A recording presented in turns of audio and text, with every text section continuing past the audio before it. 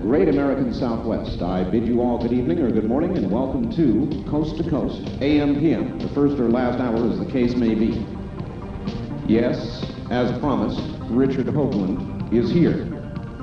By the skin of his or our teeth. Just got him before showtime. And he'll be here in just a moment. And we'll be, he's, of course, author of Monuments of Mars. And an awful lot more these days, and he's got something to say about the moon. And so we'll be talking with Richard Hoagland in just a moment. First, a programming note, and I know a lot of you are going to jump up and down when you hear this. But beginning 1 week from this Sunday, the latest, the 56th affiliate for Dreamland, KOGO, K-O-G-O, in San Diego, is going to begin carrying Dreamland live. That's 1 week from this coming Sunday. And I thought a lot of you down in Southern California would want to know that, San Diego, Los Angeles, and on up the coast. So I'm sure you're pleased to hear that. In one moment, Richard Hoagland. Now, let us go back east. I forget where he is. I think New York. Where are you, Richard? No, hold on, Richard. Just hold on. Let me get you on another line here. And let's see. Here. Richard, where are you anyway? Weehawken, New Jersey. Weehawken, New Jersey. All right, a lot of people don't know who Richard Hoagland is. We've got a lot of new affiliates, that sort of thing, Richard. So, without my having the bio, tell us yourself. Who are you? Oh, dear. Well, let's see. I'm currently leader of a research project called the Mars Mission, which involves a range of astronomers, scientists of persuasions ranging from geology to image processing to mathematicians, anthropologists, even some artists and psychologists. And what we're trying to do is to figure out a set of objects discovered on a set of NASA images about 20 years ago, taken of the planet Mars by the unmanned Viking mission. And it's kind of the first extraterrestrial archaeological research project in history, I guess you could say. Mm-hmm. Before that, I was head of astronomy departments at museums. I was at the Hayden Planetarium in New York. I've been a NASA consultant. I've been a consultant to Walter Cronkite at CBS News, science advisor at CNN. That basically covers it. Very impressive credentials. And last year, I cannot forget this, I was awarded the Engstrom Medal for Excellence in Science for the first time internationally by the Engstrom Institute in Stockholm, Sweden. Very good. All right, Richard, I want you to answer critically. I heard an earlier talk show host say that he regards this sort of thing as fantasy. When you encounter a critic like that, what do you say? I mean, besides your credentials, which are impeccable, what do you say to somebody who makes that kind of a charge? Well, I point them toward the New York Times for July 20th, 1969, which finally apologized to Robert Goddard for calling him some 50 years before a fantasy visionary who was not grounded in science. Everyone who tries to do something that has never been done before is accused of being slightly, not anchored in reality. Whacked down. And, you just have to take that along with the rest because ultimately it's the evidence which will prove you right or wrong. And, about 10 years ago when I began this, I wouldn't have given a prayer that we would be proven right maybe within my lifetime because there were no missions going back to Mars. There was no general scientific consensus that there was any possibility of artifacts in the solar system. It was an extremely isolated position. Now we have, hundreds of scientists who have joined us in various ways. We've had peer review. We've been awarded medals. NASA has invited us 5 times. I've been asked to speak at the United Nations. I think the trend curve speaks for itself, Art. I think you're right. It certainly does. And we'll leave that one right there. All right. Richard, I've got a computer, and recently I went up on America Online, got a GIF reader, and got the GIF pictures, several of them, of the monuments on Mars, of the face on Mars. And I've been looking very carefully, as best I can. Got a nice high-resolution monitor. I must tell you, that face looks like a face. Yeah, I mean, it really looks like a face, Richard. I don't know that I've got enough detail to see some of the other objects. I can see surrounding objects, but I don't know that I can make out, with the detail of the picture I have, enough detail to call them any specific structures? Okay. Are they harder to, in other words, how do you come up with that? Obviously, you've got more sophisticated techniques than I guess I do. Well, it's not technique, it's basically technology and algorithms. These photographs were taken roughly a generation ago. Right. Imagine what has happened in the computer world in a generation. A generation in the world of software, in the world of desktop computers, in the world of microprocessing, has been almost, as much a revolution as from the first Wright brothers airplane to the Apollo spacecraft going to the moon. I mean, we have literally come up factors of thousands in, computer speed. We've gone up factors of millions in computer storage capability, in the number of image processing operations that can be done per second, MIPS as they're called. Right. You have more computer power on your desk, Art, now in 1994. And I checked this with an engineer the other day because as we get into the discussion on the new part of our research, you'll see why this is very, very, very relevant. An ordinary, let's say, half meg hard disk, 30 megahertz DOS-based system is more computer power in one machine on a desk than all of NASA had 30 years ago. God, that's incredible. One machine. That really is incredible. One little machine. I've got a 40... All of NASA spread all over the country in a dozen centers had just 30 years ago, a little over a generation. So when you look at these images, what you have to understand is that they were recorded as digital binary information on magnetic tape, sent back to Earth, recorded here on Earth. Sure. And any of the advances which have been wrought in the way of seeing things on these images is not because we're making up stuff, but because the algorithms allow you to reach down deeper and deeper into the noise and extract that last bit of signal. And the other objects that are around the face that are, in fact, they're several miles away. You have to look to the west, all right? Yes.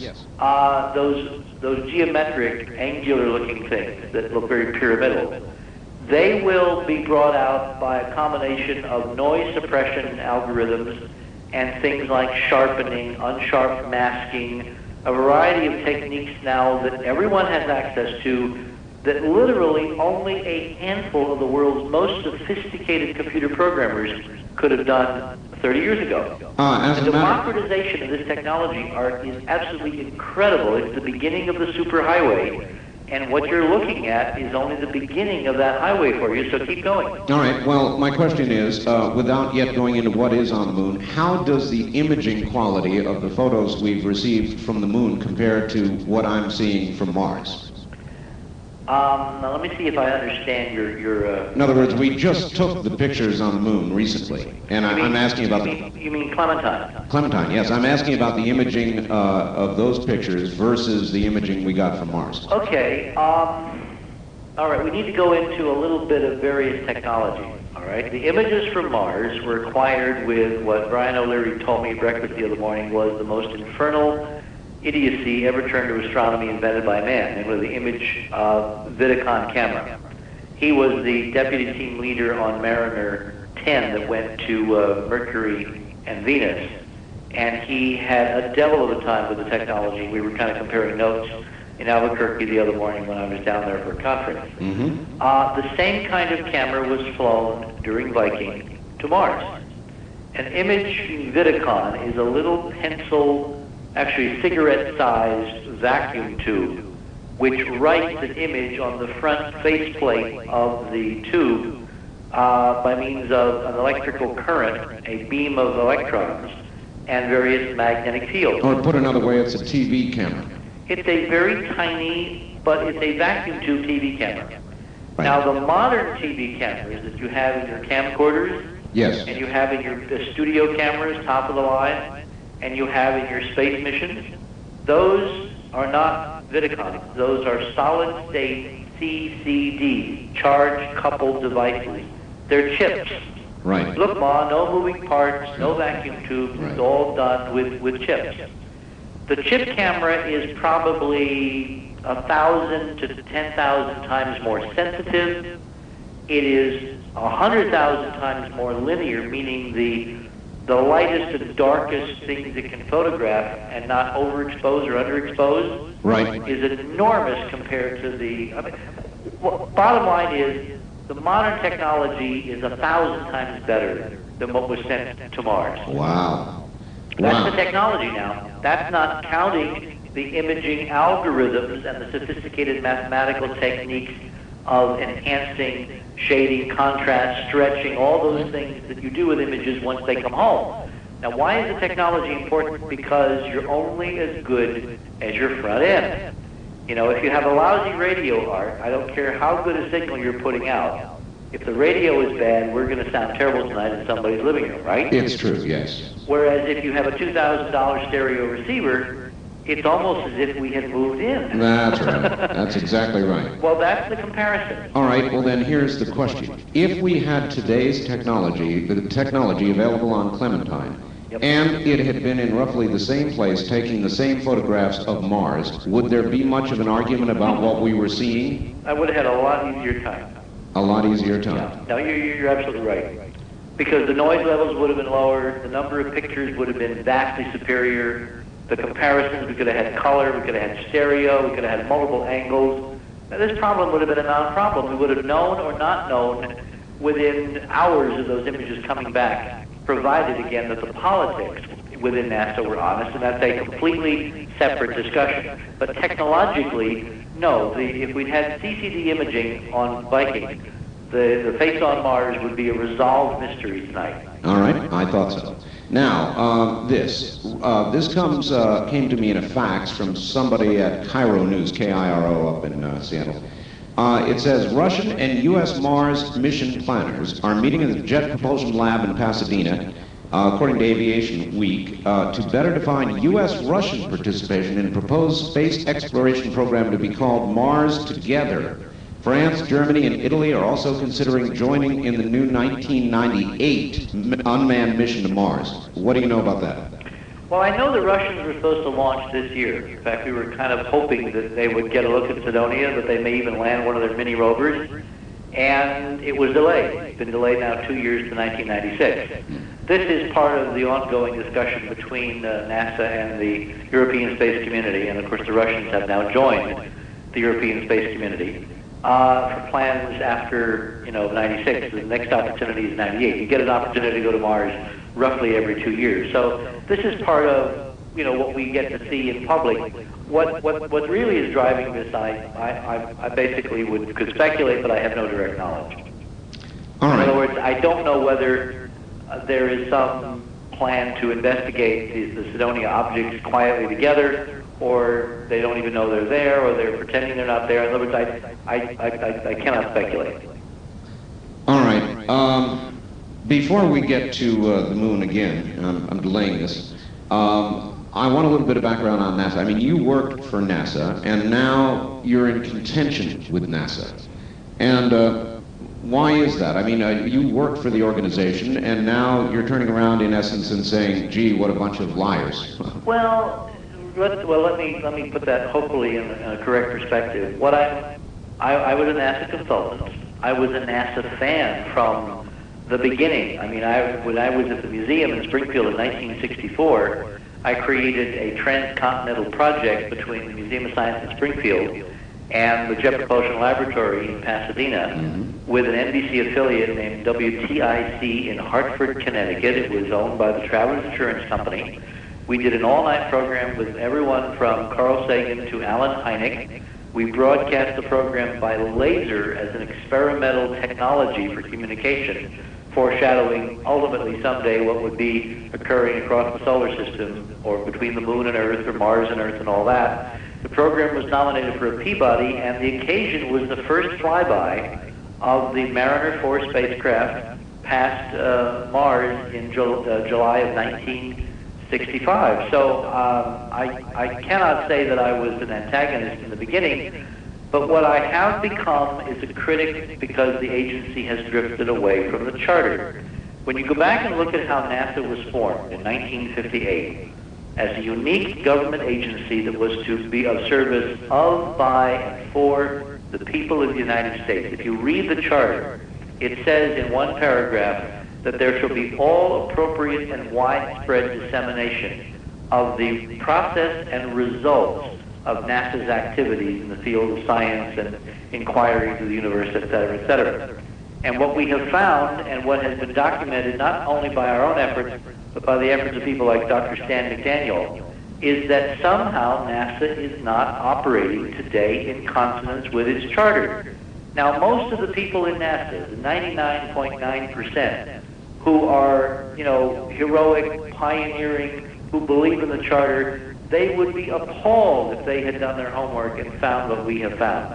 So it's not that I'm opposed to NASA. What I'm opposed to is the tiny handful of people who over the last 30 years, as we are now unfortunately able to document, have caused the agency to diverge more and more from its ideals, its goals, its vision, its principles, its ethics, on which the American people have depended. And we're doing this on behalf not only of people who care about NASA, but the people within the agency who are being sold down the river along the rest of us. Richard, what influence caused this change, do you think?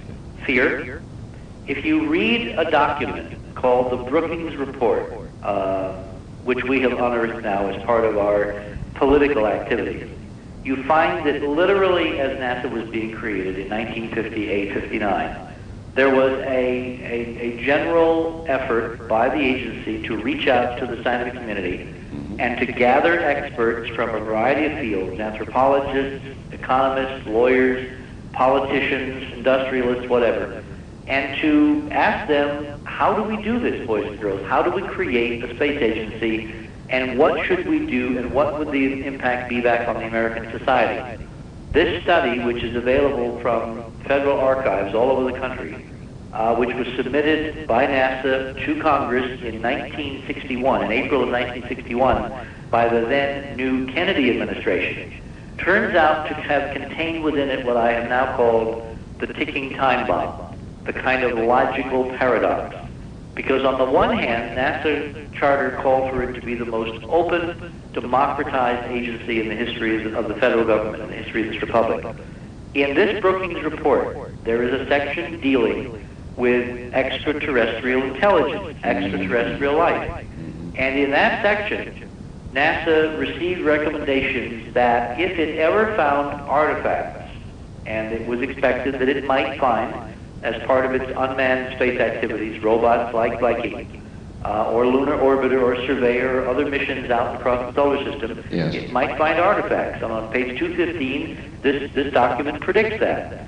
It says that because of the potential for anthropological devastation, the fact that previous civilizations on Earth, when they have been forced to confront suddenly as advanced cultures completely above and beyond them, that they have disintegrated, it recommended that serious consideration be given to simply not revealing this data, to withholding this information from the American people and thereby from the rest of the world. My God, that's the equivalent of an unconstitutional act. In fact, the parallel, Richard, to what has occurred to our own Constitution since its penning, really there are many parallels. So do you think it just might be that NASA, like every other bureaucracy, like our own damn federal government, got too big and as a natural course began to sort of draw in and become protective? Well, if you look at the sociology of this institution, and you understand that in the time frame when this recommendation was made by people of the level of competence and authority of Margaret Mead, who was a very well-known anthropologist of this period, the head of Harvard, the Sure. General Counsel for the United Nations. I mean, the names of the people on this Blue Ribbon Commission read like a who's who of American science and industry of the time period.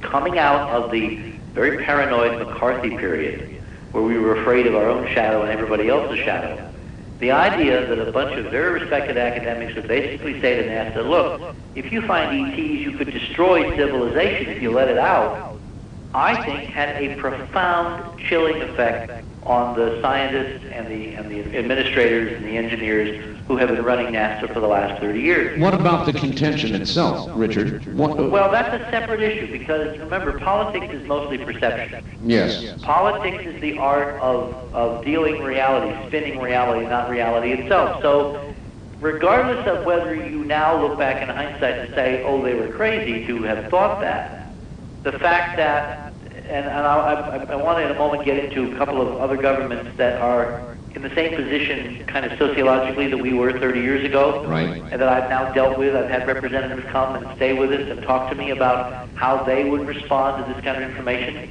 given that their treatment of academics is very different than ours is now. It's more like it was 30 years ago. So we've been doing our homework into why this apparently was taken so seriously.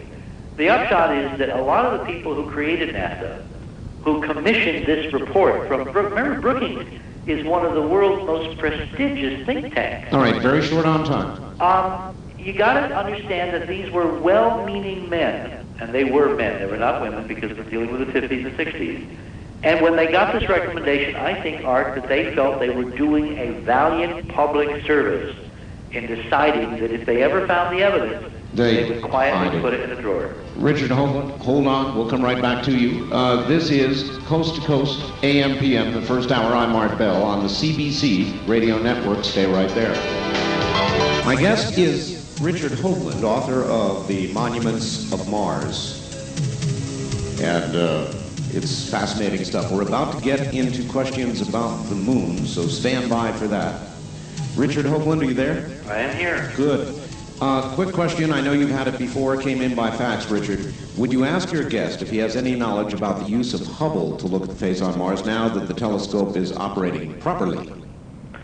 Technically, it's not really possible. Mars is literally too far away. If you do the numbers, you know, the size of the Hubble mirror is about 100 inches, about 95 inches.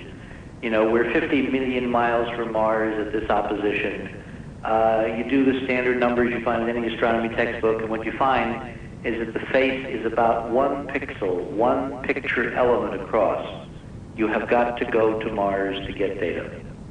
Got to go. Yeah, I can understand that. 1 pixel is just nothing at all to work with. Nope. What do you know about the glyphs? G-L-Y-P-H-S, glyphs. Supposedly raised platforms or constructs that appear like alphabetical characters. Have you heard of those, Richard? Where? I believe Mars. Or maybe, no, I'm sorry. I think we're now switching to the moon. This is on the moon, the glyphs. Let us switch to the moon. You got a big, I know you were ballyhooing a big announcement about the moon. Yep. Well, all right, several nights ago, Thursday of last week, I flew to Ohio State University, and to a literally packed auditorium, about 600 people in Independence Hall. We presented for 4 hours the results of the last year and a half of our Mars mission research. We're going to have to, by the way, change the name of our organization, because Mars is too narrow a focus, and I'm in the process of kind of casting around for something that would be appropriate and would kind of embody the spirit of this inquiry as it broadens its focus. But what we did is we presented a year and a half's worth of work. We had 4 trays of slides. We had 600 people stay 4 hours. They gave me a 5-minute standing ovation at the end. It was quite impressive. So in other words, you gave them the bulk of your research on Mars to date before you launched into the new stuff? No, we didn't. Oh, you didn't? We basically did a quick reprise because everyone has seen the videos, the NASA briefings, the UN briefing and all that. Or if they hadn't, we could point them to it. We basically spent the 4 hours talking about the rather remarkable discoveries we have made on the moon. We have found detailed, 3-dimensional, unquestionable structural artifacts built by some ancient intelligence on the lunar surface. Good Lord. We have found them on multiple photographs taken by multiple surveyor, lunar orbiter, and Apollo missions. Richard, that's an incredibly definitive statement. Are you that sure? Absolutely. Unquestioned. I've never been more sure of anything in my life. And what's really neat, Art, is that we are drowning in data. Whereas with Mars, we've been arguing, you know, almost like a number of angels who can dance on the head of a pin, and that classic thing, right, with 2 photographs at 2 different lighting angles. With the moon, we are data rich. We have literally thousands of pictures. All told, NASA has millions of pictures. Clementine, the recent Pentagon mission, itself took 1.5 million images of the moon. Wow. We are stunningly data rich. Haven't you kind of wondered why we have never really seen the moon, Art? Think back. Go tomorrow when it's dawn and you've rested up from the night before. Go to your library and take out a few astronomy texts and begin to look at the section on the Apollo missions to the moon, or the moon in general. What you're going to find, what we have found, what I have puzzled over for the last year and a half, is you're going to find in book after book and text after text and magazine article after magazine article the same tired half-dozen pictures of the moon.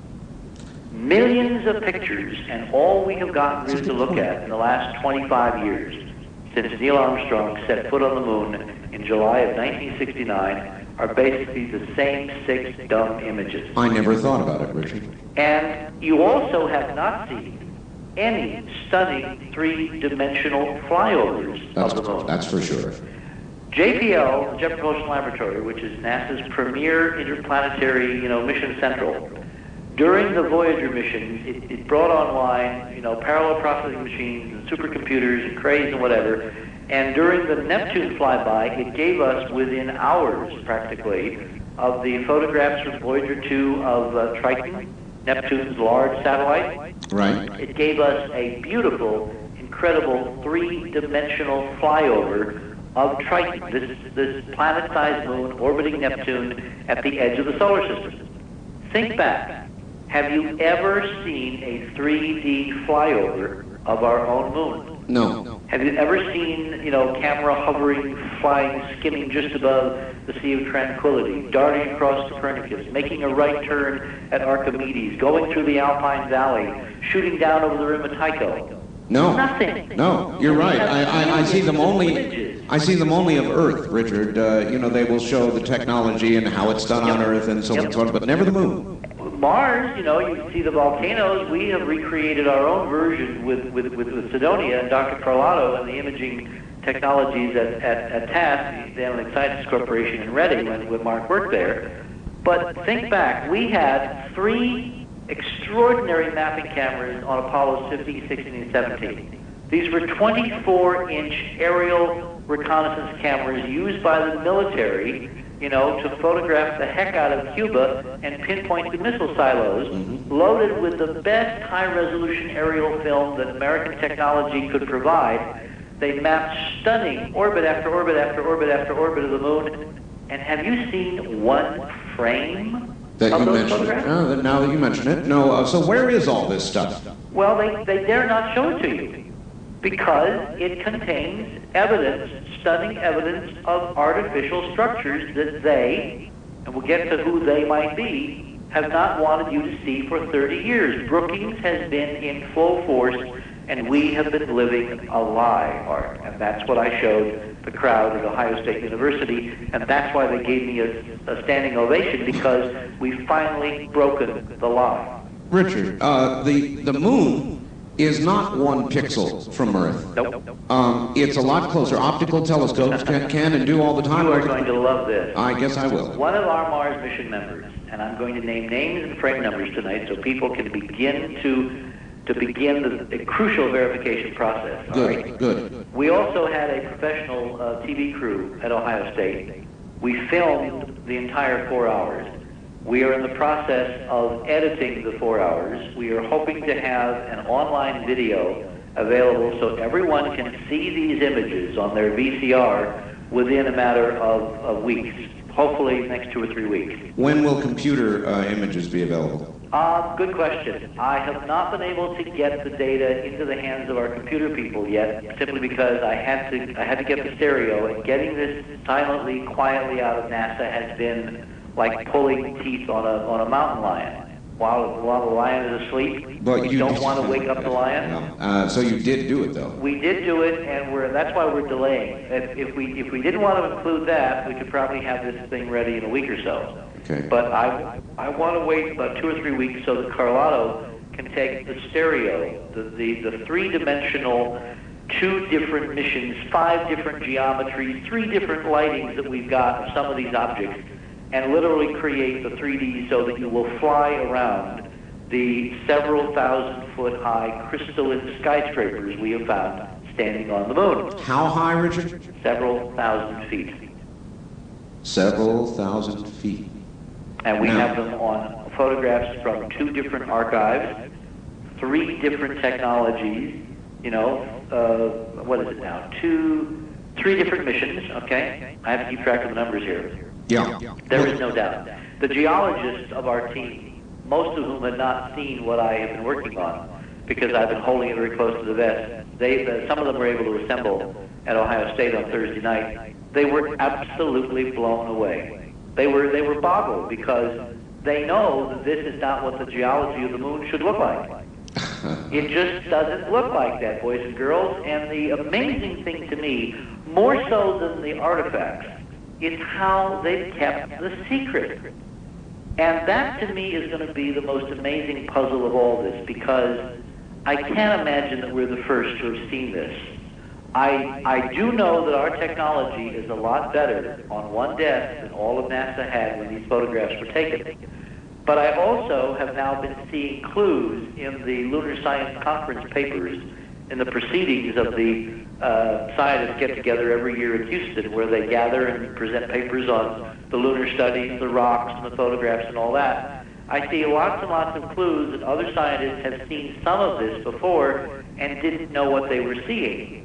I also know that some scientists had to have known what they were seeing because there's just the fingerprints of their manipulation of the rest of them away. It's like the 99% who are honest can be manipulated by the 1% who are not, because the 99% believe that everybody is honest and they don't think anybody would ever lie to them in NASA, and that's why this weirdness has succeeded. Okay, that accounts for this country, but what about other governments, other countries? Well, that gets into very speculative territory, Art. For one thing, we're the only nation to send stuff to the moon except for the Russians, right? Right. Well, but we're not certainly the only nation to do careful photographic work of the moon. Well, yes, we are. We are? Yeah. Now, there is one weirdness in that statement that I must tell you. What about the British, Richard? They do quite a bit of it. The British have not been to the moon. Not been to the moon, but they do a lot of photographic looking. No, but you need to be in lunar orbit. Again, to see the level of detail, to know with absolute certainty what you're seeing. I see. You have to be in lunar orbit. Now, let me tell you one weirdness that I don't know where to put this on the landscape, so I'll just lay out the evidence and you can decide what it means. All right. About a year ago, a Japanese television network came to us wanting to film me for a program vis-a-vis the monuments of Mars. Right. And negotiating with the Japanese is an art form all unto itself. Yes, I know. Particularly when you do it by fax, long distance between here and Tokyo. Oh, I know. So, I mean, I wasn't so much interested in the money as I was interested in the leverage that having a Japanese television network working with us could give us to answer a major mystery in my own mind. In 1991, one of the major car companies in Japan, I believe it was Honda, put a spacecraft in orbit around the moon. Were you aware of that? No, I was not. Well, see how quietly it occurred? Honda put a spacecraft? Honda. Yep. When was this? In 1991. It was a 2-component mission. One part of the spacecraft went into a high Earth orbit, and the other was placed in lunar orbit. Now, let me pose the question. Have you ever known the Japanese to go anywhere without a camera? No, of course not. Have you seen any pictures from the Japanese moon orbiting mission? Richard, I didn't know they went to the moon. Well, I did, so I asked long distance my colleagues in Tokyo. Who launched this thing? The Japanese space agency, ISA, I believe it's called, ISA. Wow. But it was primarily, remember, the corporations over there are driving the train. Shimizu is planning an orbital Hilton and a Japanese moon base. Are they really? Yep. When do they project that? Well, they're fuzzy on the dates, and I now know why, all right? Because the politics aren't ready. I see. Anyway, so I am interested in getting hold of these pictures that I imagine, had to have been taken by the Japanese mission, right? Of course. So rather than the normal international exchange of, dollars for rights and all this, I basically propose we do this for a very modest amount, but I want access to the Japanese lunar pictures. Ah. Okay? Yes. Because I'm beginning to build the data file, and I'm trying to get a handle on what in the world we got on the moon that no one wants to talk about. So when you get back? So Sadi Hoagland-san? How much time we got? Yeah, we're all right. All right.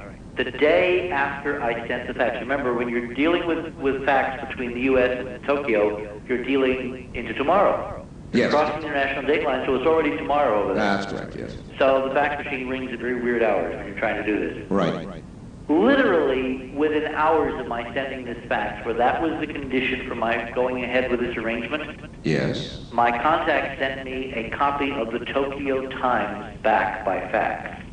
That morning, which announced that the Japanese spacecraft had crashed on the moon.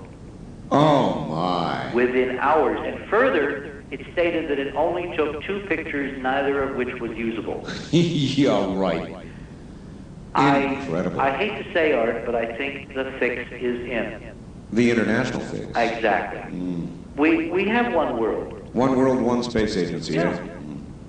And the last vestige of competition vanished when the Soviet Union collapsed in all its glory, a couple of years ago. You're right. The fact that the Russians have now delayed again going on the wake of Mars Observer disappearing, if it weren't for the fact that we've now got them by the... Well, this is family radio, so I can't tell you who got them by. So, Richard, we are now the gatekeepers. We are the gatekeepers, and fortunately, the Constitution still prevails, and fortunately, we've got the data, and fortunately, the American people can take back their space program, but they've got to get mad enough to decide this nonsense is high time it ended. Enough already, huh? And you're convinced of this? I mean, you're sure of it? There's no question? It's not just me. When I send you the tape, you're high on the list of getting the first copies next week of what we call the preview copies. Great. I had a meeting this afternoon with our production people, and I've set aside in the budget 100 copies, freebies, to be given out to media, political people, scientists, colleagues, kind of high priority targets, because once you see what is there, what we have found, your life will never be the same again, and you will demand that Bill Clinton do with NASA what he's done with the Atomic Energy Commission. Open the damn file. Is he likely to do that? We are talking with the Clinton administration even as we speak. We had a conference call yesterday with one of the president's closest friends, someone who has taken the McDaniel document into the Oval Office, and I am going to try to set up a situation where Bill Clinton either can become a hero, a la the man that he, venerates, John Kennedy. Yes. Or history will write something different. More like a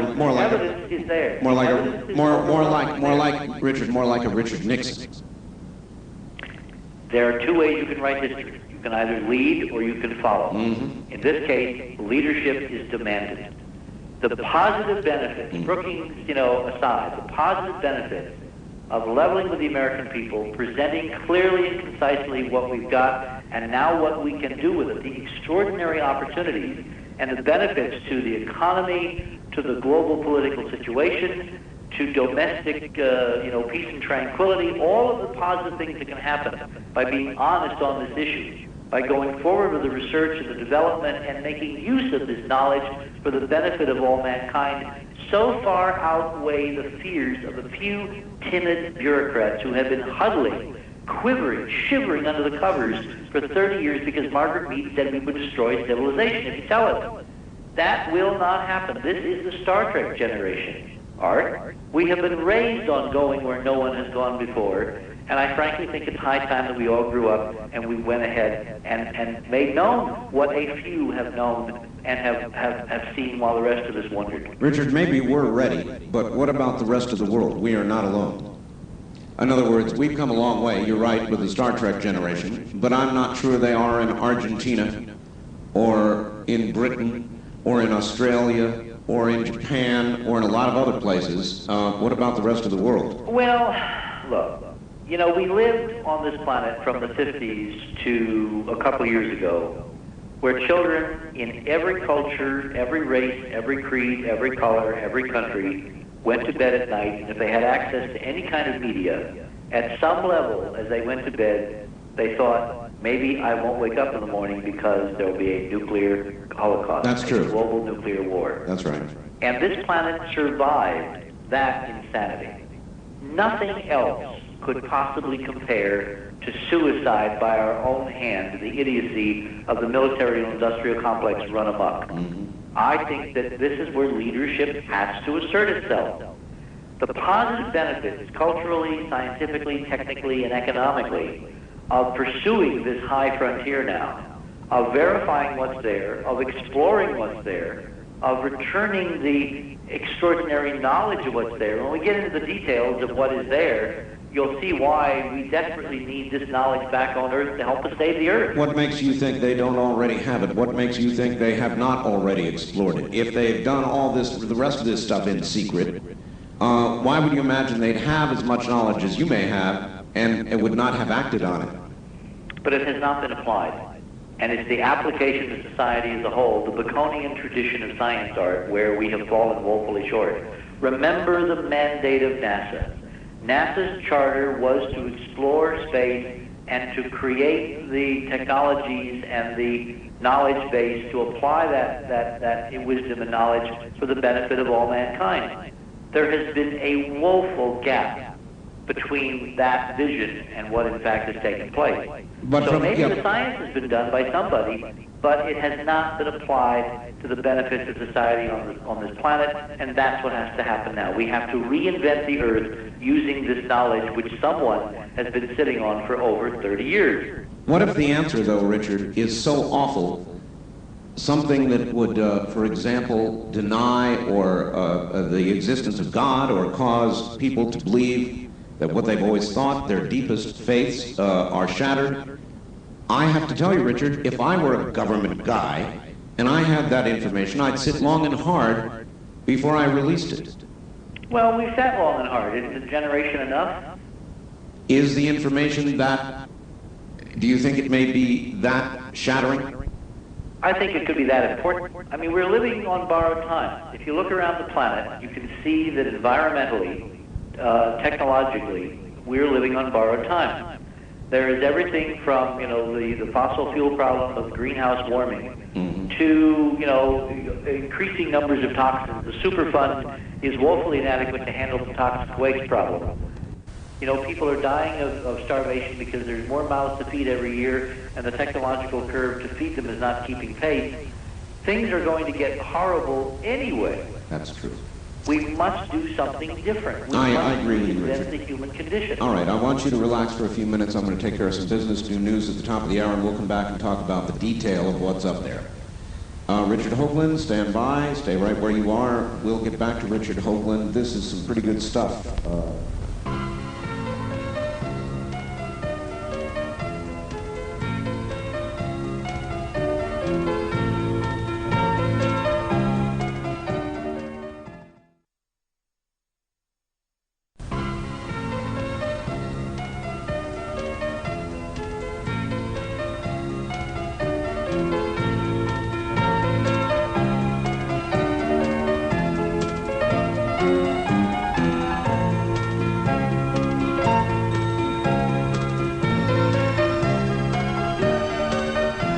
Kingdom of Nye. You're hearing Coast to Coast AM with Art Bell. Much more than just a talk show. To participate in the program, call toll-free 1-800-618-8255. That's 1-800-618-8255. This is the CBC Radio Network. On nearly 100 radio stations now, we're going to light up the night, believe me, with what Richard Hoagland is saying, definitively, without question. He's found artificial artifacts on the moon. And we'll get back to Richard Hoagland and talk about that in just a moment, as I try to do when I have a guest. We cluster some of our business toward the beginning and end of an hour. to open up the maximum center time. So back to Richard Hoagland in just a moment. He has been a consultant for NASA. He is the author of The Monuments of Mars. He heads an organization that he's getting ready to change the name of because the mission is broadening. And his name is Richard Hoagland. He says there are undeniably, obviously, artificial objects on the moon. Richard, are you there? I am here. Good. Let's get into a little bit of detail. Exactly what is it you found on the moon? Well, we found a range of things. What led us to this site was extensions of our work on Mars. As you know, we have been looking at the monuments on Mars for about 10 years. Yes. And what we found is that these structures on Mars, and I'll remain with Mars for a moment, are not laid out at random. Part of our epistemology, part of how we know, or with a high level of confidence, strongly suggests, if you want to be really conservative, that there are structures on Mars is because they have a very precise and overwhelmingly repeating geometric pattern. They are not laid out at random. Mountains and craters and other things have a random distribution. These things are as orderly, if you know what you're looking at in terms of geometry, as the streets of Albuquerque or Las Vegas or Los Angeles. It requires, though, some different sort of geometry to come to these conclusions, doesn't it? Well, it requires Euclidean geometry, but it's different angles. Instead of right angles, we're dealing with multiples and submultiples of what we would call tetrahedral geometry, which is the geometry of a circle. What are called polyhedra, many-sided figures inscribed within a sphere. Plato was one of the first to make popular the so-called 5 Platonic solids, which are these regular, multiply edged figures you see put inside spheres, sometimes in museum exhibits, sometimes in textbooks. The simplest of those forms is the tetrahedron, which is a 4-sided, 4-cornered pyramid made out of a series of equilateral triangles. If you take a sheet of paper, you take a pen or a pencil and a scissors and a ruler, and you draw 4 equilateral triangles on the piece of paper. Now, an equilateral triangle is a triangle whose sides and angles are all equal. Remember, the angles in a triangle in 2 dimensions have to add up to 180 degrees. Right. So if you have a 60-degree angle and a 60-degree angle and a 60-degree angle, that satisfies the first criteria. That makes 180. And each edge will be exactly the same. You cut those out, you take a piece of, you take a tube of glue, or you take some masking tape or scotch tape, and you carefully glue them or tape them together into a pyramid. And you've got 1 on the bottom and 3 on the sides, and it's got 4 sides and 4 corners, and there is a tetrahedral pyramid. You put that in a sphere, and you're off and running. Okay. In 2 dimensions, not in 3, but in 2 dimensions, an equilateral triangle is the symbol, is the stand-in for this tetrahedron. All right? What led us to the site on the moon, where we have found the structure, is an 18-mile diameter crater in whose interior is an almost perfect equilateral triangle arc, which can be seen from the Earth with a telescope. What would it appear to be? A triangle as in indentation? It appears to be a dark equilateral triangle. Can you tell whether it is an indentation or a protrusion? Well, you can't tell from the Earth-based photographs. We've now acquired photographs taken by the Lick Observatory about 50, 60 years ago. And these were available from NASA. They were picked up by a colleague of mine at an archive in Hawaii, of all places. We tried to get some full moon photographs from Lick directly, and for some curious reason, we couldn't get any. I don't know whether it was because the people we were dealing with were kind of dumb, or they're not available, or I don't understand why, but we finally had to track down full moon pictures through a NASA archive out in Hawaii. And when you scan them and put them up on the computer and enlarge them, lo and behold, this crater called Oort has this stunningly perfect equilateral triangle inscribed within it. It's the only crater on the moon that we've examined, we've now looked at thousands of them, that has this. Now, what makes this pretty interesting is that this crater, at certain times, is the closest crater to Earth on the moon. It is in the center of the lunar disk. It's right smack dab center of the visible side of the moon, facing the Earth as the moon orbits around the Earth in about a month.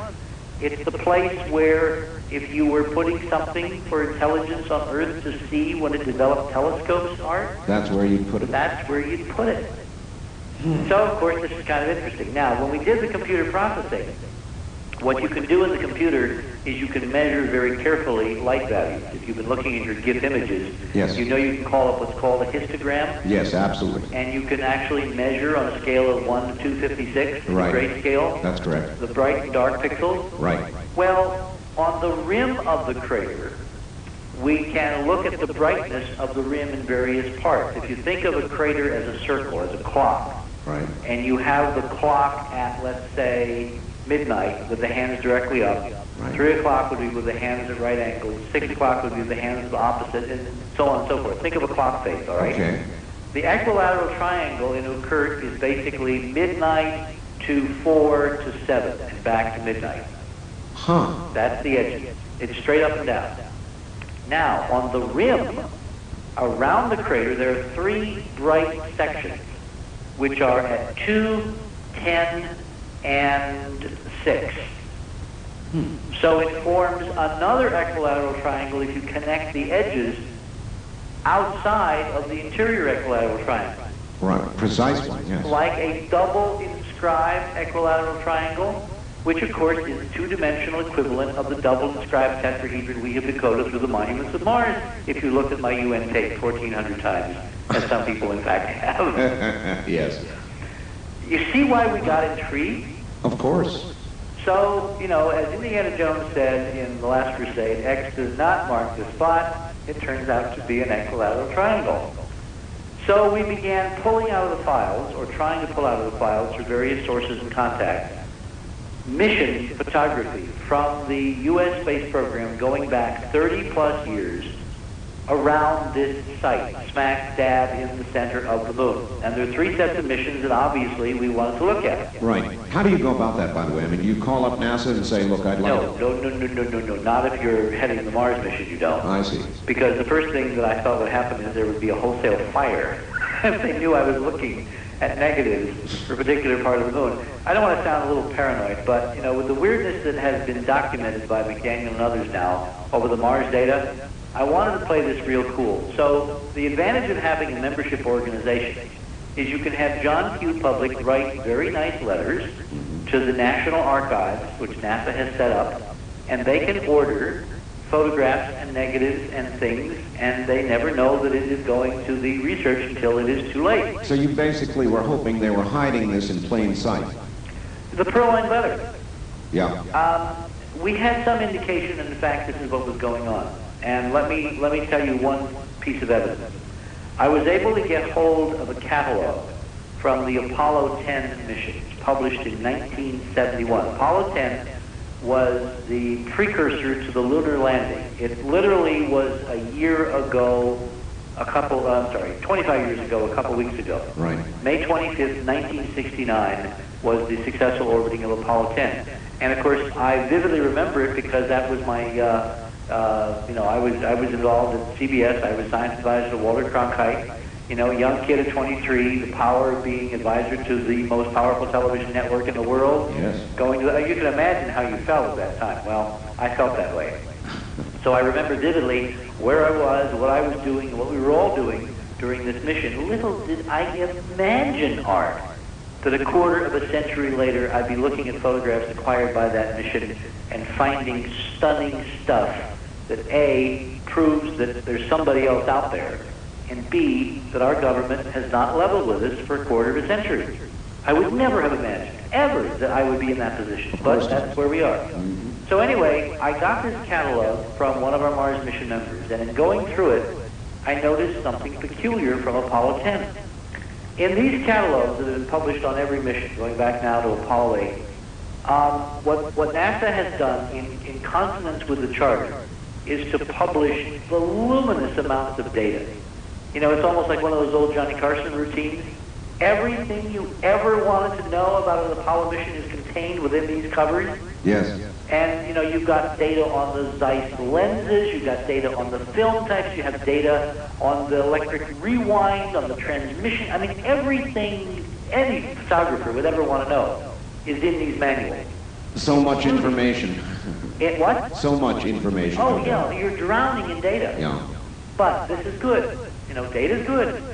Also in the back of the catalog, they provided, in postage stamp size, actual reproduction of every photograph taken during the mission.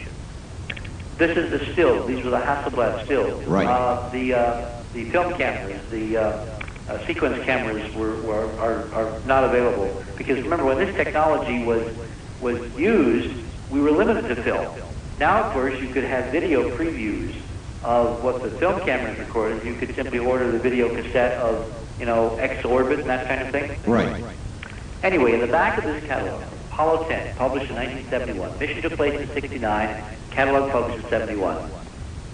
I'm looking through it, and I'm looking in the back at the reproduction of the photographs themselves, and I begin to notice something pretty weird. NASA's catalog process of photo reproduction is lousy. If you go from upper left to lower right, there's about a half a dozen pictures on each page. Mm-hmm. And you would have overexposed, blank, underexposed, okay, underexposed, blank, blank, overexposed. Mm. So-so, underexposed, blank, blank, blank, overexposed. Hmm. And I began to compare that mission with the previous catalog from Apollo 8, where, with the exception of a couple, 3 frames, every photograph was perfect.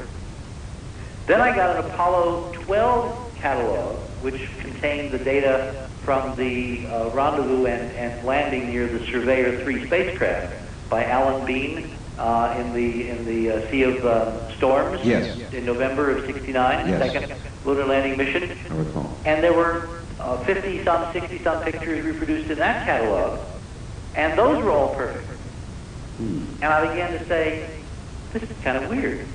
Because either we had a drastic fall-off in catalog production technology at NASA between 1969 and 1971, or we had a radical shortage of ink, particularly white ink, okay?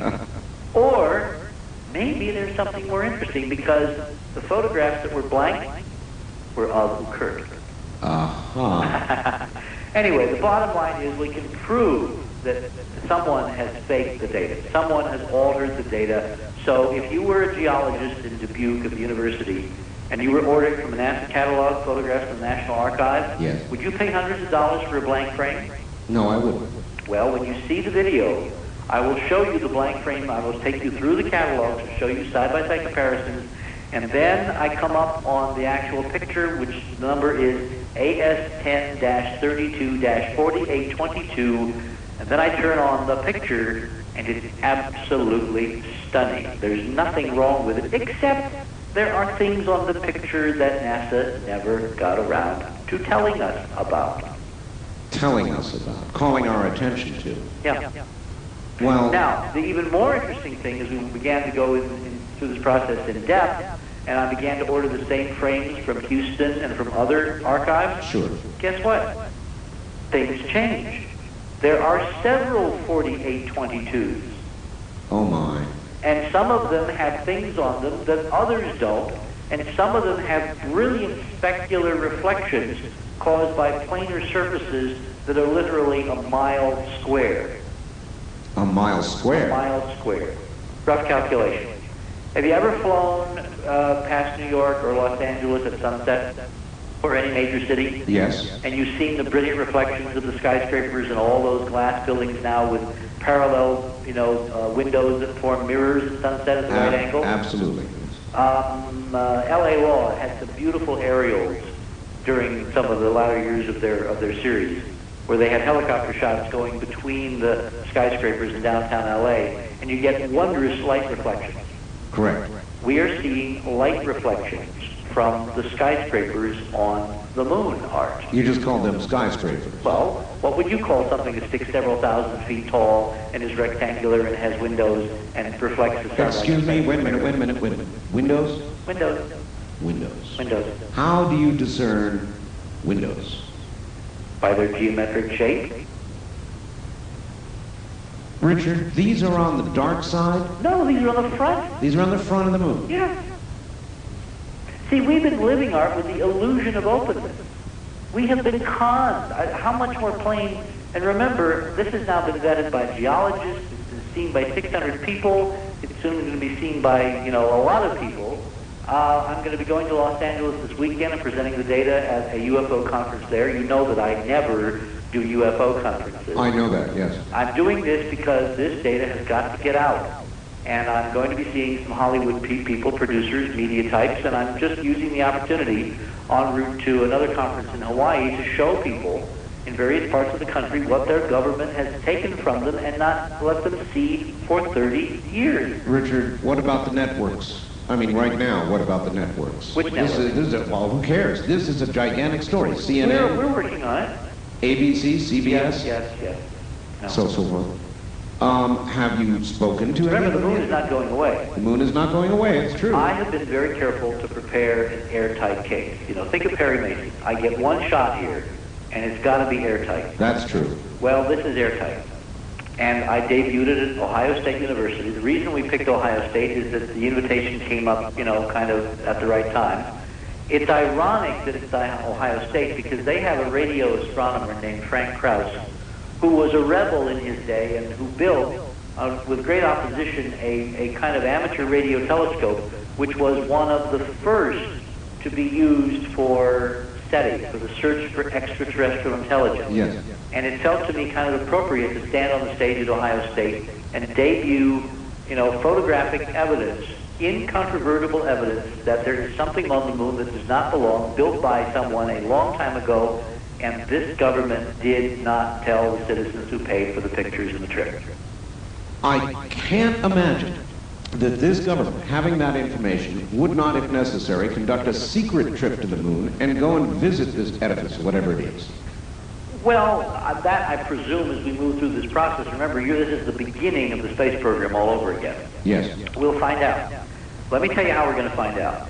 Within 48 hours of my address at Ohio State, I got a call from a very well-connected intelligence source. Ah. All right. Who has now told me two things that I need. This came in so recently that I have not been able to check it out. He told me that there is a representative of the Army Intelligence Service, the Army Intelligence Corps, who wants to talk to me on the record and will attest to the fact that they've known this for 30 years. That I thought was interesting. Interesting, yes. The other thing this source told me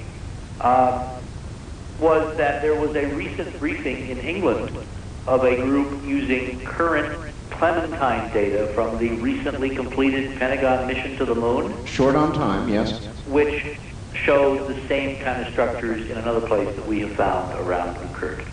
Another place? Yes.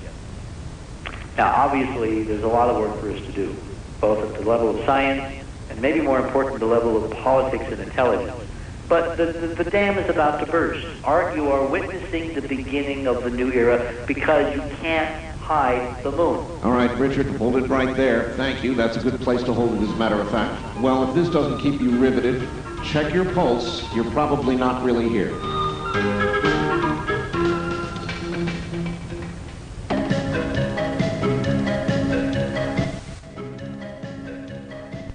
We're hearing Coast to Coast AM with Art Bell on the CBC Radio Network. Good morning, everybody. It's a Earth crusher this morning. Or maybe that'd be a moon crusher, I don't know. Richard Hoagland, author of Monuments of Mars, NASA consultant at one time, is our guest, and he's kind of blowing it wide open this morning. Says he's found and has absolute proof. Not wondering about it proof, not speculative discussion, but proof that there are artificial structures on Mars, not little ones either, big ones, real big ones. And So we're going to be talking more about that. And now back to Richard Hoagland. Richard.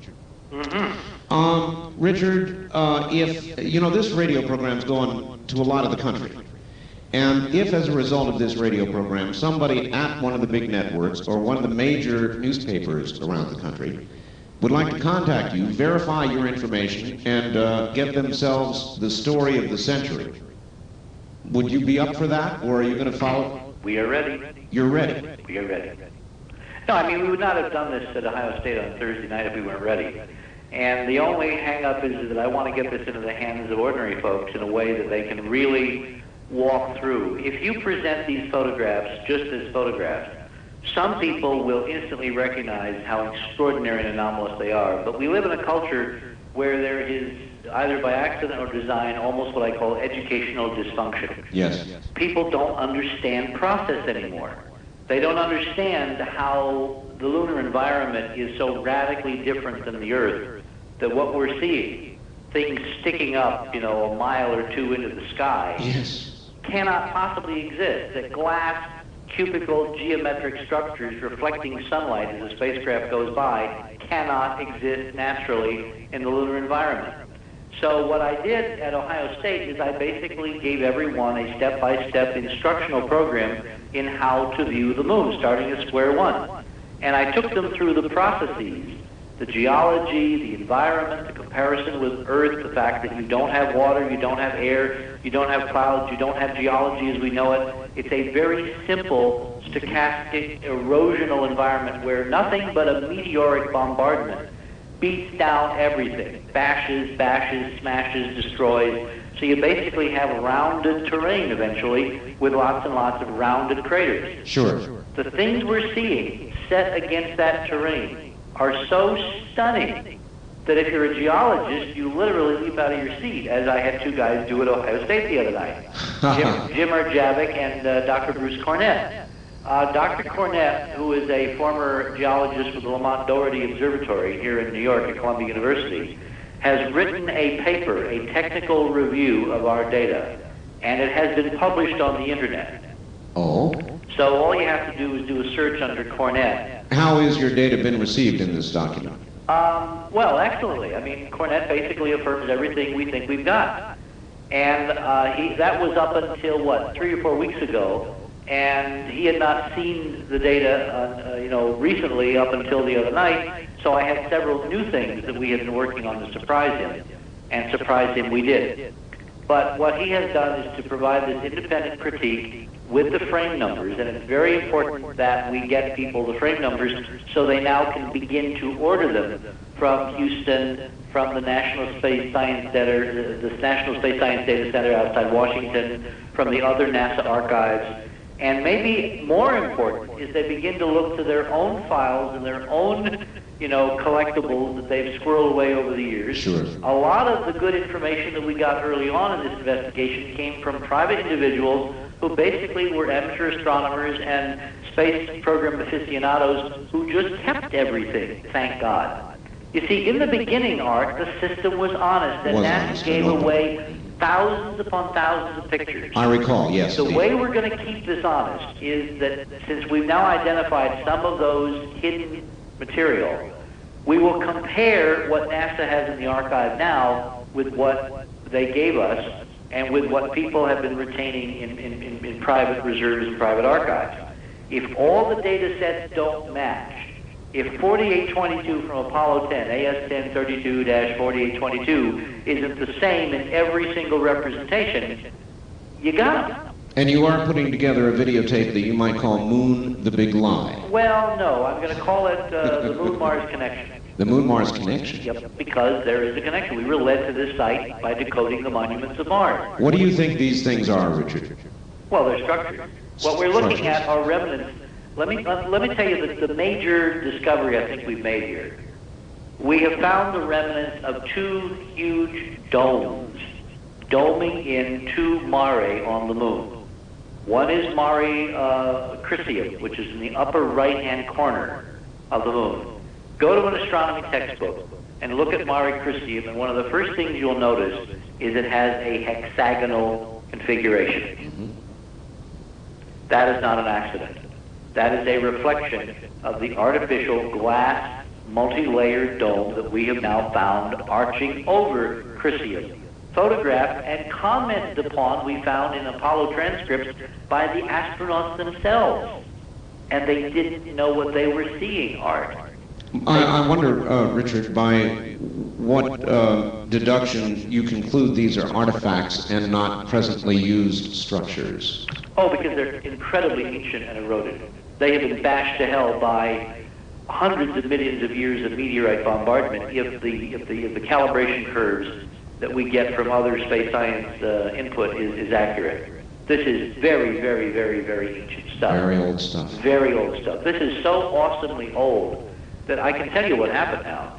We found this stuff. Somebody in NASA looked at the photographs or put the data together, and they figured it out, and they took it to a tiny handful in this government, and they literally freaked out, and they said, oh my God, we can't show anybody this.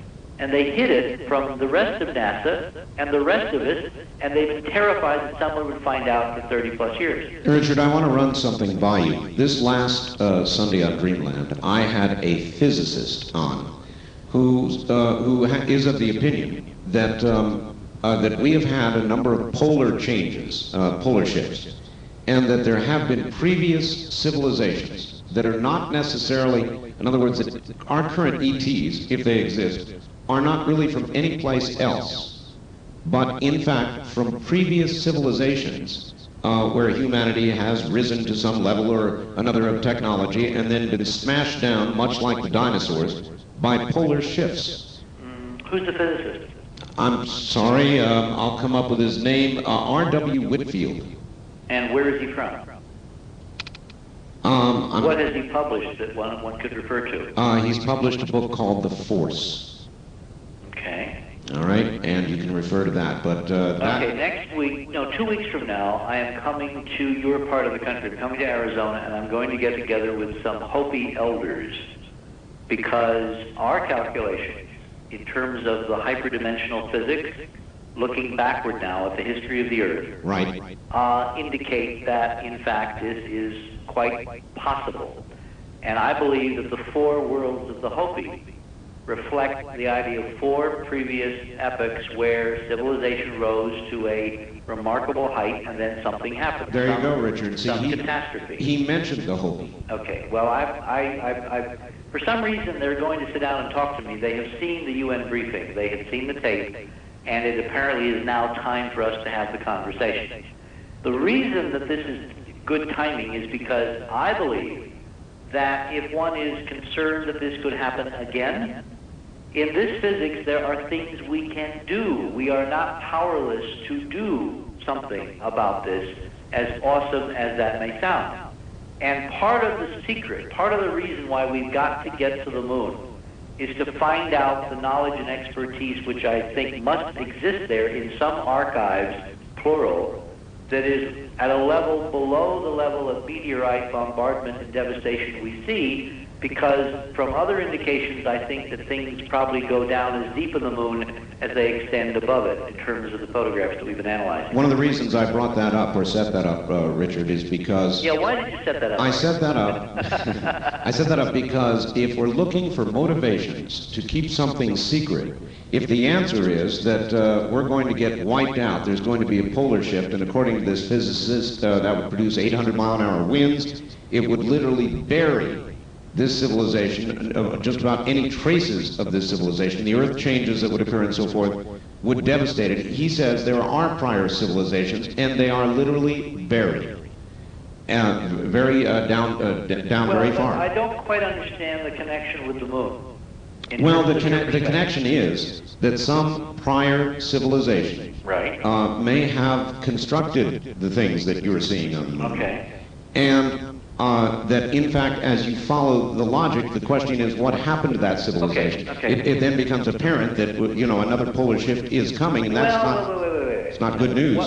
What we're looking at is and now we're really at the boundary of speculation. Yes, I understand. Remember, we're looking at, they're very good photographs. We're seeing detail down to the order of meters, all right, feet on these photographs. One of our geologists believes that some of the photographs that I'm showing are the footings in the northwestern area of the actual dome. That the erosion has been so severe that we're now seeing the foundations. What we see are mile after mile after mile of absolutely parallel double craters, all aligned with each other in 3 dimensions. Oh, did I mention that this stuff is made out of glass? How can you know that? Because you can see through it. You can Glass see. has a certain refractive index, and as you change the angle, there are predictable laws called Snell's laws of refraction and reflection, and this stuff is built out of glass. Now, before you say, wait a minute, he's gone over the edge here, there is a NASA study, which I cite, you know, and you'll see in the video, by a gentleman who is located not very far from you, as miles go. He is at the Los Alamos National Laboratory over in New Mexico. Oh, yes. Okay. His name is Dr. James Blakey, and he has written a number of articles over the years, including some in Scientific American on lunar basing. You know, NASA building lunar bases on the moon. Right. Guess what Dr. Blakey's first material of choice for building an American lunar base on the moon is? Glass. Of course. You know why? First of all, because it's incredibly abundant. About 2/3 of the lunar surface is silicon and oxygen, which is silicon dioxide, better known as quartz, better known as sand, better known as glass, guys, if you apply some heat to it. Right. The other thing is that in an airless, waterless environment, such as the moon, or an anhydrous environment, don't you love those technical terms? I do. Anhydrous, waterless. Glass will not crack and have crystal dislocations. So Blakey's calculations are that glass will have the structural strength of steel. Now, when you see what we got to show you, somebody put this knowledge to good use and built some pretty amazing and extraordinarily awesome stuff a long time ago. And we're looking at stuff on a scale so vast, Art, the only thing I can term it is mega engineering. What would its properties be with regard to maintaining an atmosphere? Oh, well, it is compartmentalized. You don't, you know, we're not talking about a single dome, you know, the classic science fiction dome. Right. We're talking about multiple layers, multiple levels, interior enclosures. Think of a compartmentalized ship, all right? Sure, it would make sense. You know, and you see, if you have a meteor hole in one section, you don't lose the air in that section, you don't lose the air in the entire dome. Exactly. But what we're dealing with is a structure on the moon, Mare Crisium, which is the size of the basin of Los Angeles, domed over, with a dome that rises, in some places, we think 60, 70 miles high. Oh, my gosh. And we are seeing fragments suspended in midair on the photographs. Fragments suspended? Geometric fragments of glass reflecting in the sun with shadows and 3D structure and the associated rebar, the matrix, the dark, probably titanium iron matrix that held them together. The kind of, have you ever seen close-up photos of the Biosphere 2 in Arizona? Well, yes, I have, but wait a minute. There is no air on the moon, so suspended, but perhaps... Well, suspended by the structure.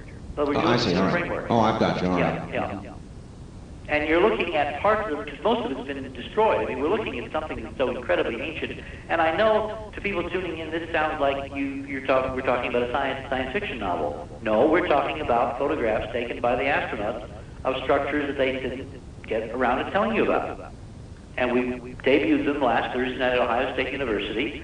And I'm going to go to Los Angeles, and if you want to come and see them, simply find the conference at the airport Hyatt at the airport there, and you know, come in, and we're going to do it in 3 parts on Saturday and Sunday, and we'll show you lots of pictures, 3D views, different lighting, different geometries, and I guarantee you, your life will never be the same. This is real. This stands still. In fact, one of our plans, the reason that I'm now casting around for how to recontext the Mars mission, Yes. we are planning to go. The technology exists, Art, that we can get the money and build a spacecraft and simply go. The Pentagon can go with Clementine, $75 million. And Universal can build a Back to the Future ride a few miles away from you for $40 million. You think we can get the resources to go and take some incredible pictures and maybe rove around with a robot? Oh, I think so. That's what we have on the drawing board. That's what I want to do. It's time for the space program to graduate and get back to the hands of the citizens. But I guess I say again, Richard, unless you force this wide open, which of course is what you're trying to do, If they've kept it secret and they knew it was there, I would have to say they went and took a look. They know exactly what's there. I'm sure they did. They've got close-up pictures. Which is why President Bill Clinton has got to do with this what he did with the AEC. I mean, look, what is more horrible? The revelation that this government of by and for the people deliberately, gave radioactive breakfast cereal to mentally retarded children in institutions in New England. Yes. At the height of the Cold War, under the guise of national security, gag me with a spoon, or that we've taken some pictures of an ancient civilization on the moon, and we're simply going to open the files, show you what we've got now, go back and exploit what we found. Do you think Bill Clinton knew those revelations were going to be made? I feel the same way, that he was surprised by it. What Hazel O'Leary says, that he brought them all into the Oval Office within days of the inauguration, basically said, look guys, go to the files, find out what's there, and make it public. What bothers me is that Dan Golden, head of NASA, holdover from Bush Quayle, is still head of NASA. Yes. My close sources to the Clintons tell me that the reason is that they've been very busy with a lot of other stuff, and NASA, frankly, has not gotten the attention that it deserves. I am willing to accept that at face value. The acid test will be after I have shown the administration what we've got, and that is on track. We have had discussions now with the right people, and conversations are proceeding very fast. And those tapes that are going to come to you are also going to Washington and Little Rock and other places? Yes. Once that is circulating, and once they decide that we're for real and this data is there and the geologists are right... It will help them decide. It will help them a lot decide, not the least of which is for the people listening to this program tonight, to just help them decide as well. What would you recommend they do? Letters, phone calls, faxes. Tell Mr. Clinton that he can be the John Kennedy he wants to be. Did you see... Pick up the Kennedy dream and resume the vision. Yes, did you see the 60 Minutes piece on the Clintons this last Sunday? No, I was in Albuquerque. Bob Woodward has a new book called The Agenda. It depicts a totally chaotic White House. I know, but I have a problem with Bob Woodward's representation. I mean, I have independent sources. Anytime you label a book The Agenda... Yes. I mean, that's spin control from the start. Well, you could suggest it reveals an agenda, yes. Well, maybe so, but there still is a general reputation Mr. Clinton has of having a very difficult time making decisions. So I wonder if we ought to be writing to him or to Hillary. We need to help him make this one. Yeah. That's what representative democracy is supposed to be, isn't it? Yes. The will of the people? Well, people, do you want to see what's there or don't you? It's that simple. You think everybody's ready for it, Richard? Yes. Overwhelmingly ready. Desperately ready. This planet needs a breath of fresh air. But what if the air is not as fresh as you might imagine? In other words, if it leads everybody to a conclusion that with regard to God or faith or our immediate or near future and the possibilities of this civilization disappearing as others may have? Well, look, to me, knowledge replacing ignorance can't lead except in a positive direction. You know, we survived the bomb. We mastered that horrible genie. We stuffed it back in the bottle, except for North Korea, all right? We outlived the Cold War. We didn't incinerate ourselves. We let Nelson Mandela out of the jail in South Africa. Yes. The trend curve is in the right direction. This is an idea whose time has come. All right, Richard, hold on. We're going to open up the phone lines next hour. Stay right where you are. Richard Hoagland is my guest, author of The Monuments of Mars, and now with some startling information on the moon. And we'll get the phone lines open into this next hour, so get your dialing finger ready. This is CBC. This is Coast to Coast AM on the CBC Radio Network. Startling is the nature of the program this morning. My guest is Richard Hoagland. He has been laying out now for 2 hours the evidence that he has with regard to the moon. Structures on the moon miles high. Glass structures. Structures with windows. He's got pictures. He's got proof. He laid it out at Ohio State University last week, and this morning he's telling you about it. And we'll get back to Richard Hoagland and your calls, and we're going to begin taking calls in just a moment. And now, back to Richard Hoagland. Richard, are you there? I'm here. All right. I just had a fax come in from someone that I kind of want to answer obliquely on your program. That's fine. Let me, because it brings up a point that people might be curious about. This is someone who's listening to your program, and he had a thought that the safest place on the moon to build would be in the center of the disk, because the spot enjoys the maximum amount of shielding by the Earth, in paren, from random meteor impacts. Mm-hmm. He says, I'm not suggesting that this would be the only reason to locate there, but it would be a nice, if marginal, perk. Unfortunately, that's all dead wrong. Oh. See, the celestial mechanics of this are very intriguing. What we have found is there's a range of structures on the moon now, and there are regions where things are really in horrible shape, bad shape. Right. Then there are other regions where they're in much better shape. And we've been trying to Figure out understand why. Yeah. And it turns out that there are regions on the moon that are more protected from meteor bombardment than others. Why? Okay. This is going to be difficult to do without the pictures, but let's try. When you look at the moon on a full moon night, all right? Right. You see the familiar dark circular areas called mare, Yes. which means seas in Latin. Galileo thought they were oceans. They are not, okay? Modern astronomers think they are lava plains caused by upwellings of lava. I'm beginning to suspect that they are not, all right? They might, in fact, be the remains of these cities with glass domes over them. All right? Yeah, except for our Mare Imbrium. Mare Imbrium, which is the one in the upper left-hand corner, appears, by the way, to be an upwelling of lava. And by accident, as I was going through these lunar science conference papers, Yes. I found papers that were decrying the lack of what they call wrinkle ridges on the Maria. Right. A wrinkle ridge is a geological term for a lava flow. Like if you have lava coming out of the ground. Yeah, as it cools. As it cools, it forms these little wrinkles. Well, these papers were, these are from geologists who have been looking at the lunar data for 30 years. They're decrying the fact that on the orbital pictures, they can't find the wrinkle ridges that they're supposed to exist if the Maria are lava lakes. Surprise, guys. And so instead you're beginning to conclude it may be the remnants of a city? There may be these regional areas that were the remains of cities with domes over them, and that's what the Maria are. Just in two areas we found strong evidence now. That's where these structures are located. One is Sinus Medi, which is the Maria in the middle of the moon, the central bay, the middle bay. Sinus Medi means middle bay in Latin. And then in the upper right-hand corner there's Mare Crisium. You know, the Sea of Crises? Yes. Kind of metaphorical for NASA? Anyway, on the left-hand side of the full moon, when you look at the moon on a full moon night, on the upper left-hand side there's this huge circular basin called Mare Imbrium. Okay. That does appear to have been filled with lava. It's the only mare on the moon that these guys in paper found that had actual wrinkle ridges and lava flows and all that.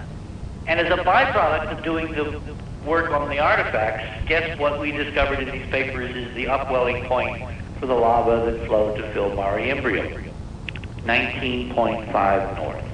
Which is? The geometry of the circumscribed tetrahedron, the way the planetary physics works. Oh, yes. We found all the way across the solar system that the largest upwelling of lavas or energy or vorticular, spots on giant planets or the sunspots on the sun is at 19.5 north and south.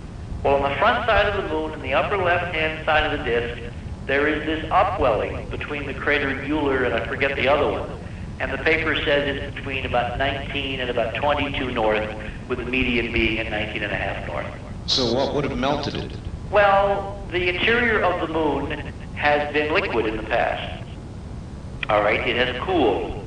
Now that, of course, gives us some relative dating because we've got lunar rocks, right? Yes. In those lunar rocks, we probably have crushed bits of debris of stuff that's not natural, Right. that is artificial, which means that in the half ton of lunar material that the astronauts brought back, if we're lucky, there is actual artificial material mixed in that should be evident in the chemical and isotopic and other signature analysis. I remember, Richard, after they brought the moon rocks back, everybody had great expectations. There was a long period of scientific examination, after which they basically came back and said they're rocks. Well, they're not. I mean, that's a very, very, very outside perspective. When you really get into the papers, and I have now spent a year and a half going through the papers, there are wondrous clues that in some of the material returned by the astronauts, we have actual samples of beaten, smashed, previously manufactured stuff. Because of the weird chemistry, the weird isotopes. I mean, these things are weird. All right, here's a relative fact, perhaps. Several years ago, comes from Phoenix. I heard from a source that I cannot disclose, of course, that sonar buoy-type detectors were put on the moon. At a later time, a hard landing was made in the vicinity of the buoys, and an echo was detected that would indicate the moon was not solid. Does your guest have any knowledge of that incident? Okay, very perceptive facts. Let me try to, again, do this in context. They weren't sonar buoys. What they were seismographic stations. All right. Designed to measure moonquakes. Right. We're basically talking sound waves through the moon. Yes. I mean, a seismograph is a sound wave detector through rock. And when you have an earthquake in China, you know, during the Cold War, we put up a lot of networks of seismic instruments around the world to kind of catch the Russians, to see if they were banging off nuclear tests as part of, you know, the violation of the Test Ban Treaty. Yes. Now we have all these neat seismic arrays, and we have computers, and we can do 3D tomography, kind of X-ray, sonar, seismic X-ray of the interior of the Earth using this technology from the Cold War. Well, we took a few instruments, somewhat primitive. The principal investigator was a colleague of Dr. Cornett's at Lamont Doherty, a guy named Dr. Gary Latham, who I met at CBS when I was Cronkite's science advisor back in the days of the Apollo program. Right. Very nice guy. He had a team of scientists stretching from Rice University to MIT, and I think even a couple over in Japan. And they fielded about 5 or 6 instruments in various places around the moon during the Apollo program. The Apollo 11 astronauts left the seismic instrument, the Apollo 12 astronauts, and so on and so on. Some of them lasted for the full program. Some of them, you know, crapped out 2 weeks after they were left. The Apollo 11 instrument died about 2 weeks after the astronauts came home, I think. But they were powered by a nuclear battery, and they basically ran until NASA turned the whole network off for some mysterious reason. I mean, they claimed they couldn't afford it. You know how much it cost to run the Apollo seismic network and all the other instruments that were left behind? How much? $300,000 a year. Why in the world would they turn it off while it was streaming? I'll tell you why I think, Art. It's because the seismic data is a major clue to artificial structures on the moon. Your listener, with his facts, is onto it. Let me try to explain this, because this is important, because we have not only looked at the pictures, we've also looked at all of the other correlative data sets, all of the other, you know, instrument readings and observations, and we've got one hell of a picture, which is converging on, we've got it nailed. There are things there that are not natural, and they're large, and they're extensive, and they affected the seismic instrument readings. And this is how it worked. During the several years the network survived, that it was allowed to run and return data. Yes. From 69 to 1977, when they suddenly turned them off, all right? Miles and miles and miles of computer tape are recorded of instrument readings from 5 or 6 sites around the front side of the moon where the Apollo astronauts had left these instruments. Yeah, it'd be a lot of data. That's right. They recorded internal quakes. They recorded external meteor impacts. And during the Apollo program itself, NASA directed the final stage of the Apollo moon rocket to crash land on the moon. And the ascent stage of the lunar module, when the astronauts came back up and rendezvoused with the command module and transferred everything to come home, I recall. They left the ascent stage, which was the top of the lunar module in orbit. It then could be commanded by radio to deorbit and impact on the moon. And the idea was On Earth, when you're doing seismic surveys, you need a powerful source of sound waves. If you wait for a natural earthquake, you may wait a long time.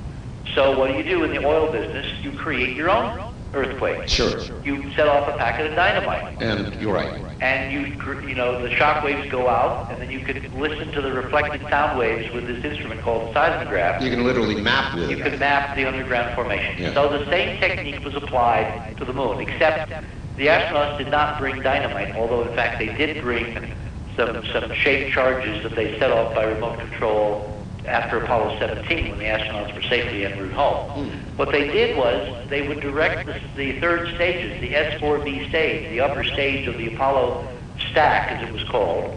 Remember, you leave the Earth at 25,000 miles per hour. Yes.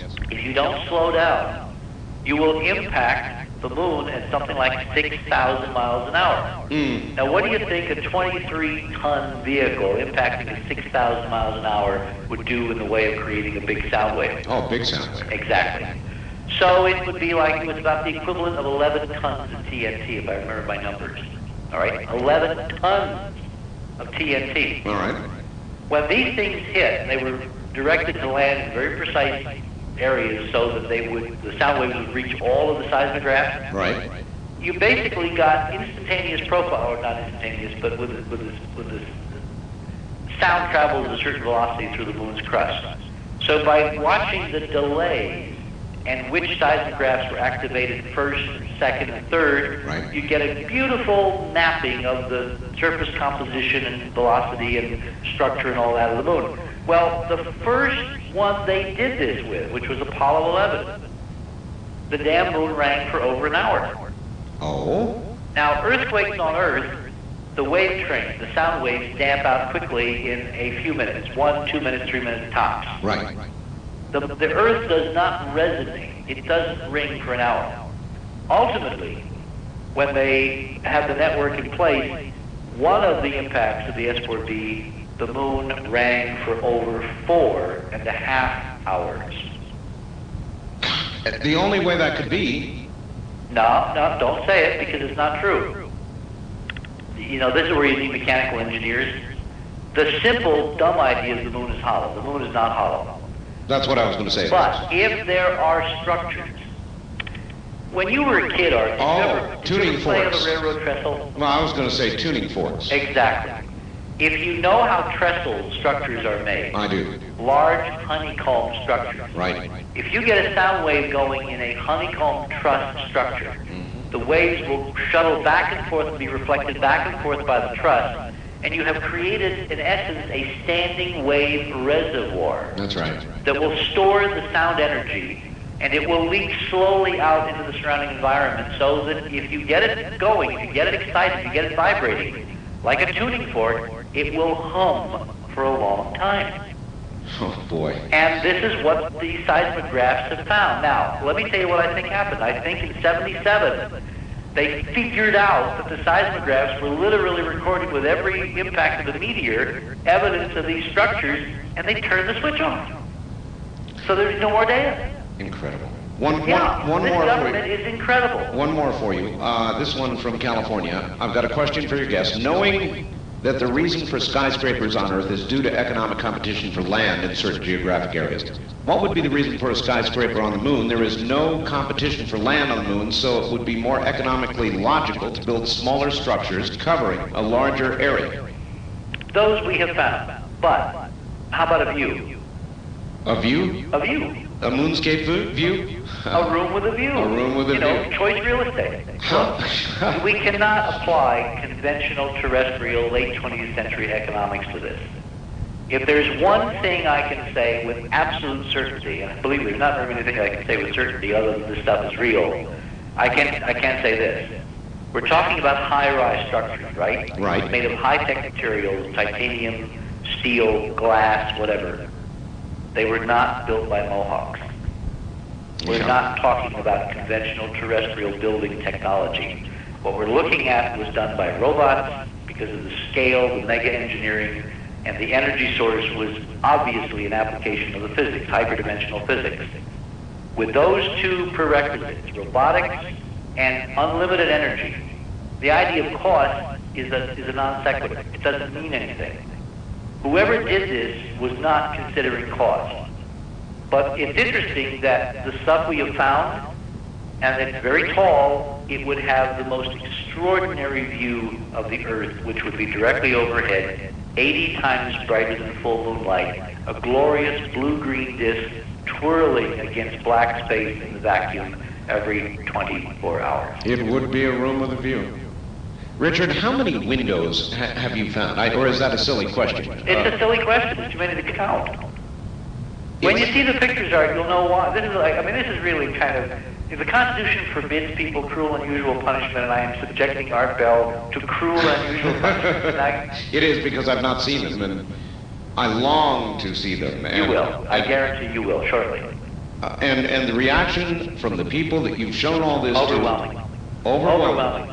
I'm even able to impress very, very skeptical New York producers. That's how good this stuff is. So what do they come to you afterwards and say? Well, they're boggled because I frankly think they're more boggled by the political implications than by the technical, because they don't really understand what it means to have discovered this much stuff, this vast and this old. We don't think normally in these time frames. This is cosmic time. This is more the scale of my dear friend Arthur C. Clarke. That's why I opened my presentation at Ohio State with a reprise of 2001. Yes, oh, 2001, really? boys and girls. Well, it's not far from the obelisk, is it? Well, did you know, by the way, here's a cute little thing, that Arthur's original idea for the monolith in 2001, remember the teaching machine? Of course. With the geometry, the 1:4:9 ratio? Yes, sir, I do. Was supposed to be a black tetrahedron. You didn't know that, did you? Where did he come up with that, anyway? He came up with it and then rejected it because he thought pyramids were a cliche. But I'll tell you where this is going. I think that a lot of our science fiction is really Jungian collective unconscious memories, because somehow we're plugged in and some of us know some of this stuff at some deep level, and it comes out as good science fiction.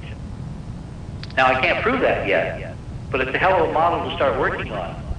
No, it really is, Richard. I really think that it is. The physicist that I had on this last Sunday said that he believes that we have some sort of genetic or collective memory that is largely blanked out by the noise level of today's society, but some are in tune.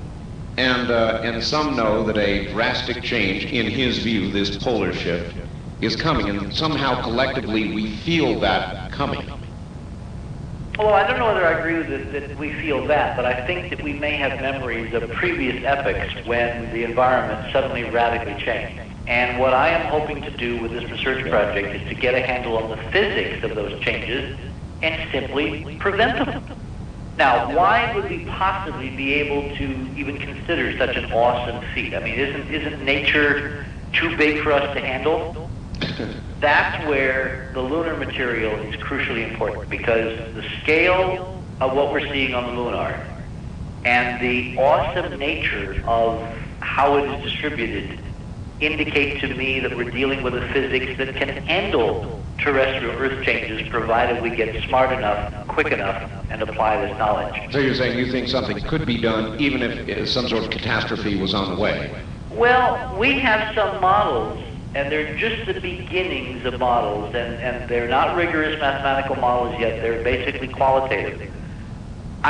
We're in the process of trying to figure out why there should have been these Earth changes in the past, as part of our geophysics, part of the hyperdimensional physics that we've been working on to go to the monuments of Mars. Yes. And that's what I'm going to sit down with a Hopi and talk about.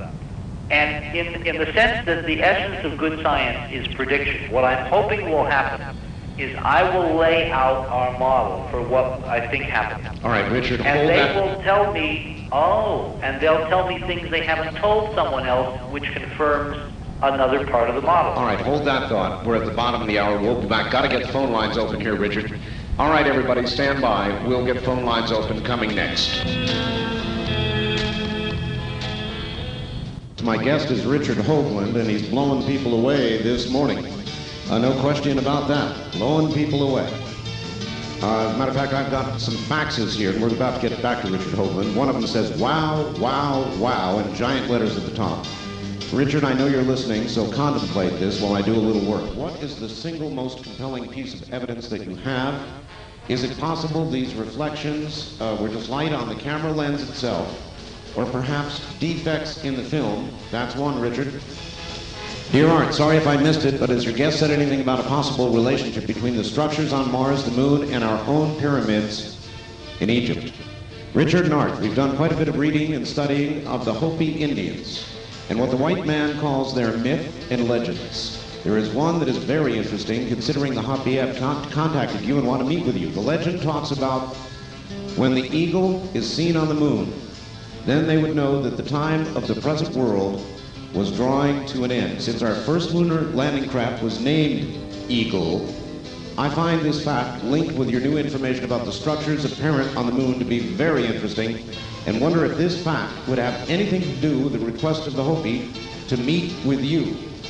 From a KSD in St. Louis, is it possible our guest has been keeping a lid on this because it's the most benign aspect of the ET cover-up? And we'll get back to Richard Hoagland and possibly the answer to some of those questions, and I promise your phone calls. There has been so much information to get out. It's been hard to get to the phone lines. And also there right now is Richard Hoagland. Did you hear a couple of those faxes, Richard? Yeah, sure. Did you like any of the questions? Oh, very interesting, fascinating questions. Which one do you want me to answer first? Well, all right, the most single compelling piece of evidence that you have, and could it have been light reflections? Well, obviously this is the first thing that we try to eliminate. And what I want to stress is that we have now gone through 3 different types of missions to find photography that overlaps the same area. Yes. We have the Lunar Orbiter, which was a mission that basically, there were 5 missions in the Lunar Orbiter series. They photographed basically all of the moon, in overhead projection looking straight down as well as in perspective. All right, well that's a good answer. In other words, light reflections maybe once but not 3 times. No, and we have multiple geometries, multiple lighting, multiple missions, multiple technologies. That's why I say we got it nailed. All right, relationship between the structures on Mars, the moon, and our own pyramids. The most striking is the symbol, the sign that led us to this site. We have an 18-mile crater called Ukur that's located about 7 degrees north of the lunar equator. The libration can bring it down to where it's at the sub-Earth point, or close to it sometimes. And inside this crater there is a diameter equilateral triangle. And around the rim there are 3 bright portions that when you connect those edges, you get a double inscribed equilateral triangle, one within the other, and that, of course, is the mathematics represented in the monuments of Mars and at the Giza Plateau and in many ancient sites around the world in other cultures. So it's a sense of there being a connection. That's the starting point for the connection. Somebody knew the same math and geometry and physics. Is it possible our government has been keeping a lid on this because it's the most benign aspect of the, quote, ET cover-up, end quote? Yeah, I think I know what the reader is, or the author of that fact is trying to get at. Look, the reason that we're going to get viciously shot at for this, and you know, it's already begun on the internet, people are saying awesomely weird things about it, is because as long as you can keep this investigation in airy fairyland, not in dreamland, airy fairyland, you don't have to confront the idea that the human race is not alone. It is not a science. It's the stuff on the back of cereal boxes, in the tabloids, you know, in the National Enquirer. It's not science. As soon as you have one bona fide, replicable, agreed upon extraterrestrial artifact, suddenly ETs go from being, you know, sightings material to being New York Times material and general science discussion. Are we close to that? At that point, let me finish the thought. All right. At that point, all of the pent-up weirdness around the UFO stuff comes falling out of the closet. And that may be a good reason why someone wants to keep that closet door nailed very firmly shut. Predict for me, Richard, how close are we? When will all the blocks come tumbling down? Well, given that we're getting about 99% of the scientists who see this data jumping up and down and freaking out and saying, oh my God, look at that. Right.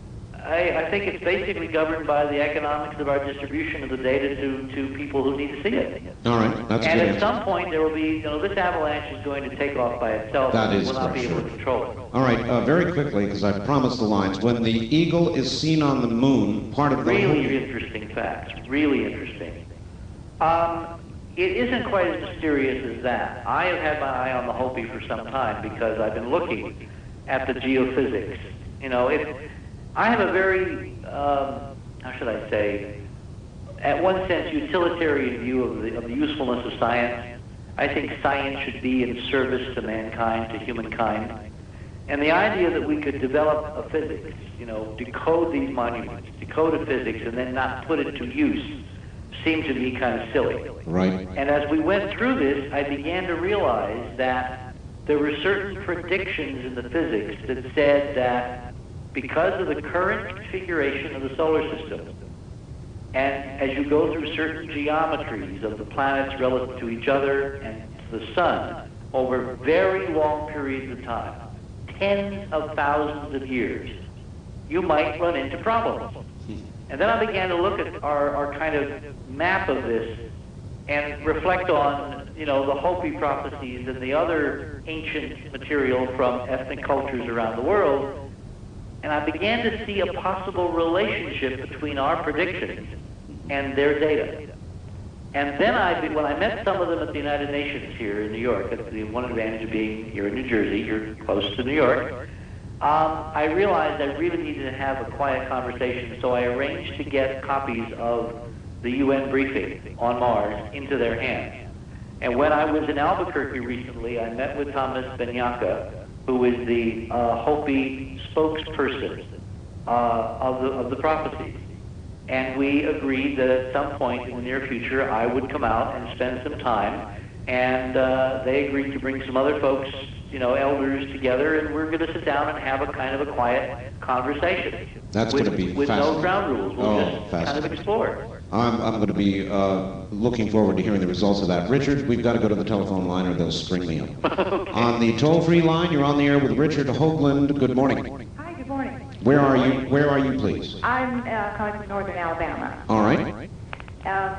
I wanted to tell you, yes, sir, that I saw his video, The Monuments on Mars. Yes. We just rented it a few weeks ago. It was very interesting, talking about the tetrahedral geometry and the 19.5 number that certain monuments seem to come to, like on the moon and places here on Earth and stuff.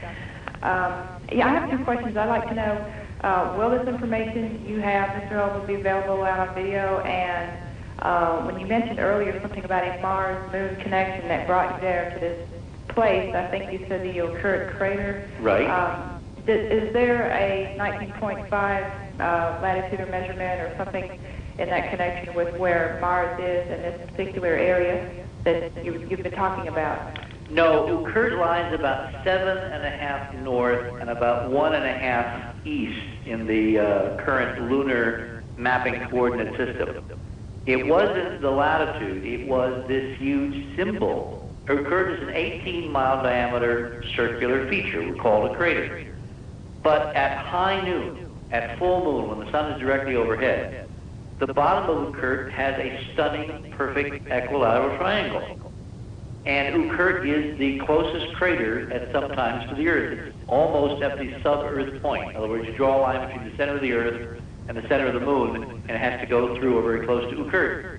The idea that in the middle of the lunar disk, with a telescope, you can see a symbol that is the essence of our decoding of the monuments of Mars and the whole physics, that was just too irresistible not to pursue, and of course that resulted in us finding what we've now found. All right, and on the follow-up video, Richard, tell The video will be available through our video distribution system. There's an 800 number, which is 1-800-424-0031. That's 1-800-424-0031. You ask for operator 5. You put yourself on a reservation list right now because they don't have it yet. They will in a few weeks.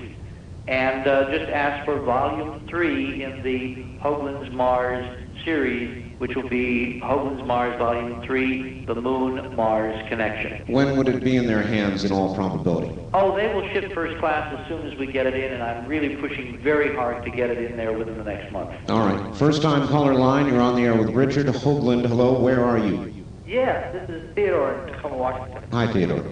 Hello, how are you? Fine. Good morning. I was just about to use telex to war dial you. I'm glad I didn't do that. How are you?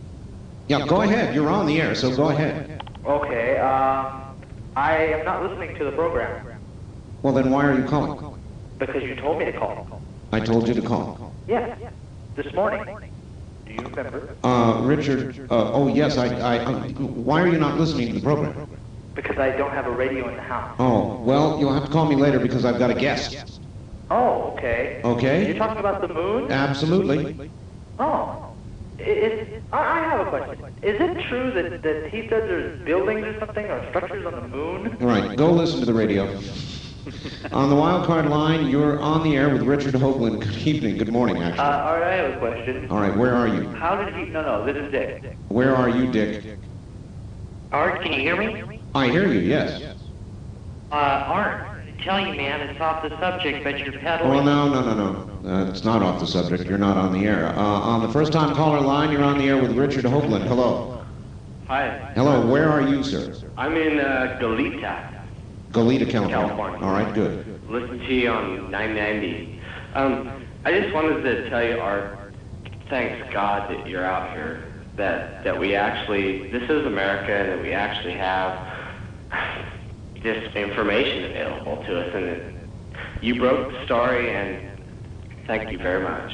Well, thank you. I don't know that I broke it. Actually, it broke in Ohio. Isn't that right, Richard? Yeah, Ohio State University, and I did Laura Lee's show the other night, and it was kind of a preview to set things up. But we're getting into a lot more detail, and I can give out the frame numbers tonight. Oh, you Very can? important. Well, then let's stop and do it. Well, people need to look to the National Space Science Data Center. They need to order the Apollo 10 sequence that was photographed in the Ukurt region, which is AS10 32-4809 through AS10 32-4822. In other words, 4809, 10, 11, 12, 13, 14, Right. 15, etc. In sequence, right. In sequence. What you want ideally is to request order 8 by 10 negatives. 8 by 10 negatives. 8 by 10 negatives. Now, computer persons pay very careful attention. You want to go to a local photographic supply facility, good photo lab, Photoshop. If you have a friend with a dark room, you're in Clover. You want to make sectional enlargements of your negatives into very large prints. We've been using 20 by 24 print enlargements, okay? You then want to scan them with a flatbed scanner, grayscale. You want to then, using commercially available programs, photo programs, you want to enhance, contrast enhance, difference, subtract, ratio, sharpen, all the traditional things you would do with images. Right. And you want to examine various sections of the photographs using this methodology. What you can use as a guide is the video. All right? The video will have on the video the frame number, so each time there's an enlargement or a section, we will refer to the section of the photograph that we have used. And the idea here is to duplicate, to follow our trail, follow our lead, and to confirm what we have found. Well, you just told them how they can do it, and then after you do all that, you want to put them into GIF files, please, and upload them. On the internet, send us copies. I would recommend the antimatter section of the Omni group up on America Online. I've talked with Keith Farrell. Keith was supposed to come to OSU, and unfortunately, he had a last-minute problem. But even he has not seen Keith Farrell is the editor of Omni Magazine. He wanted us to do something for Omni Online, and we're still debating what we might do or not do. I'd just like to see the GIF files up there so everybody can get them. Yep. All right, on the toll-free line, you're on the air with Richard Hoagland. Hello. There are more frame numbers, Art.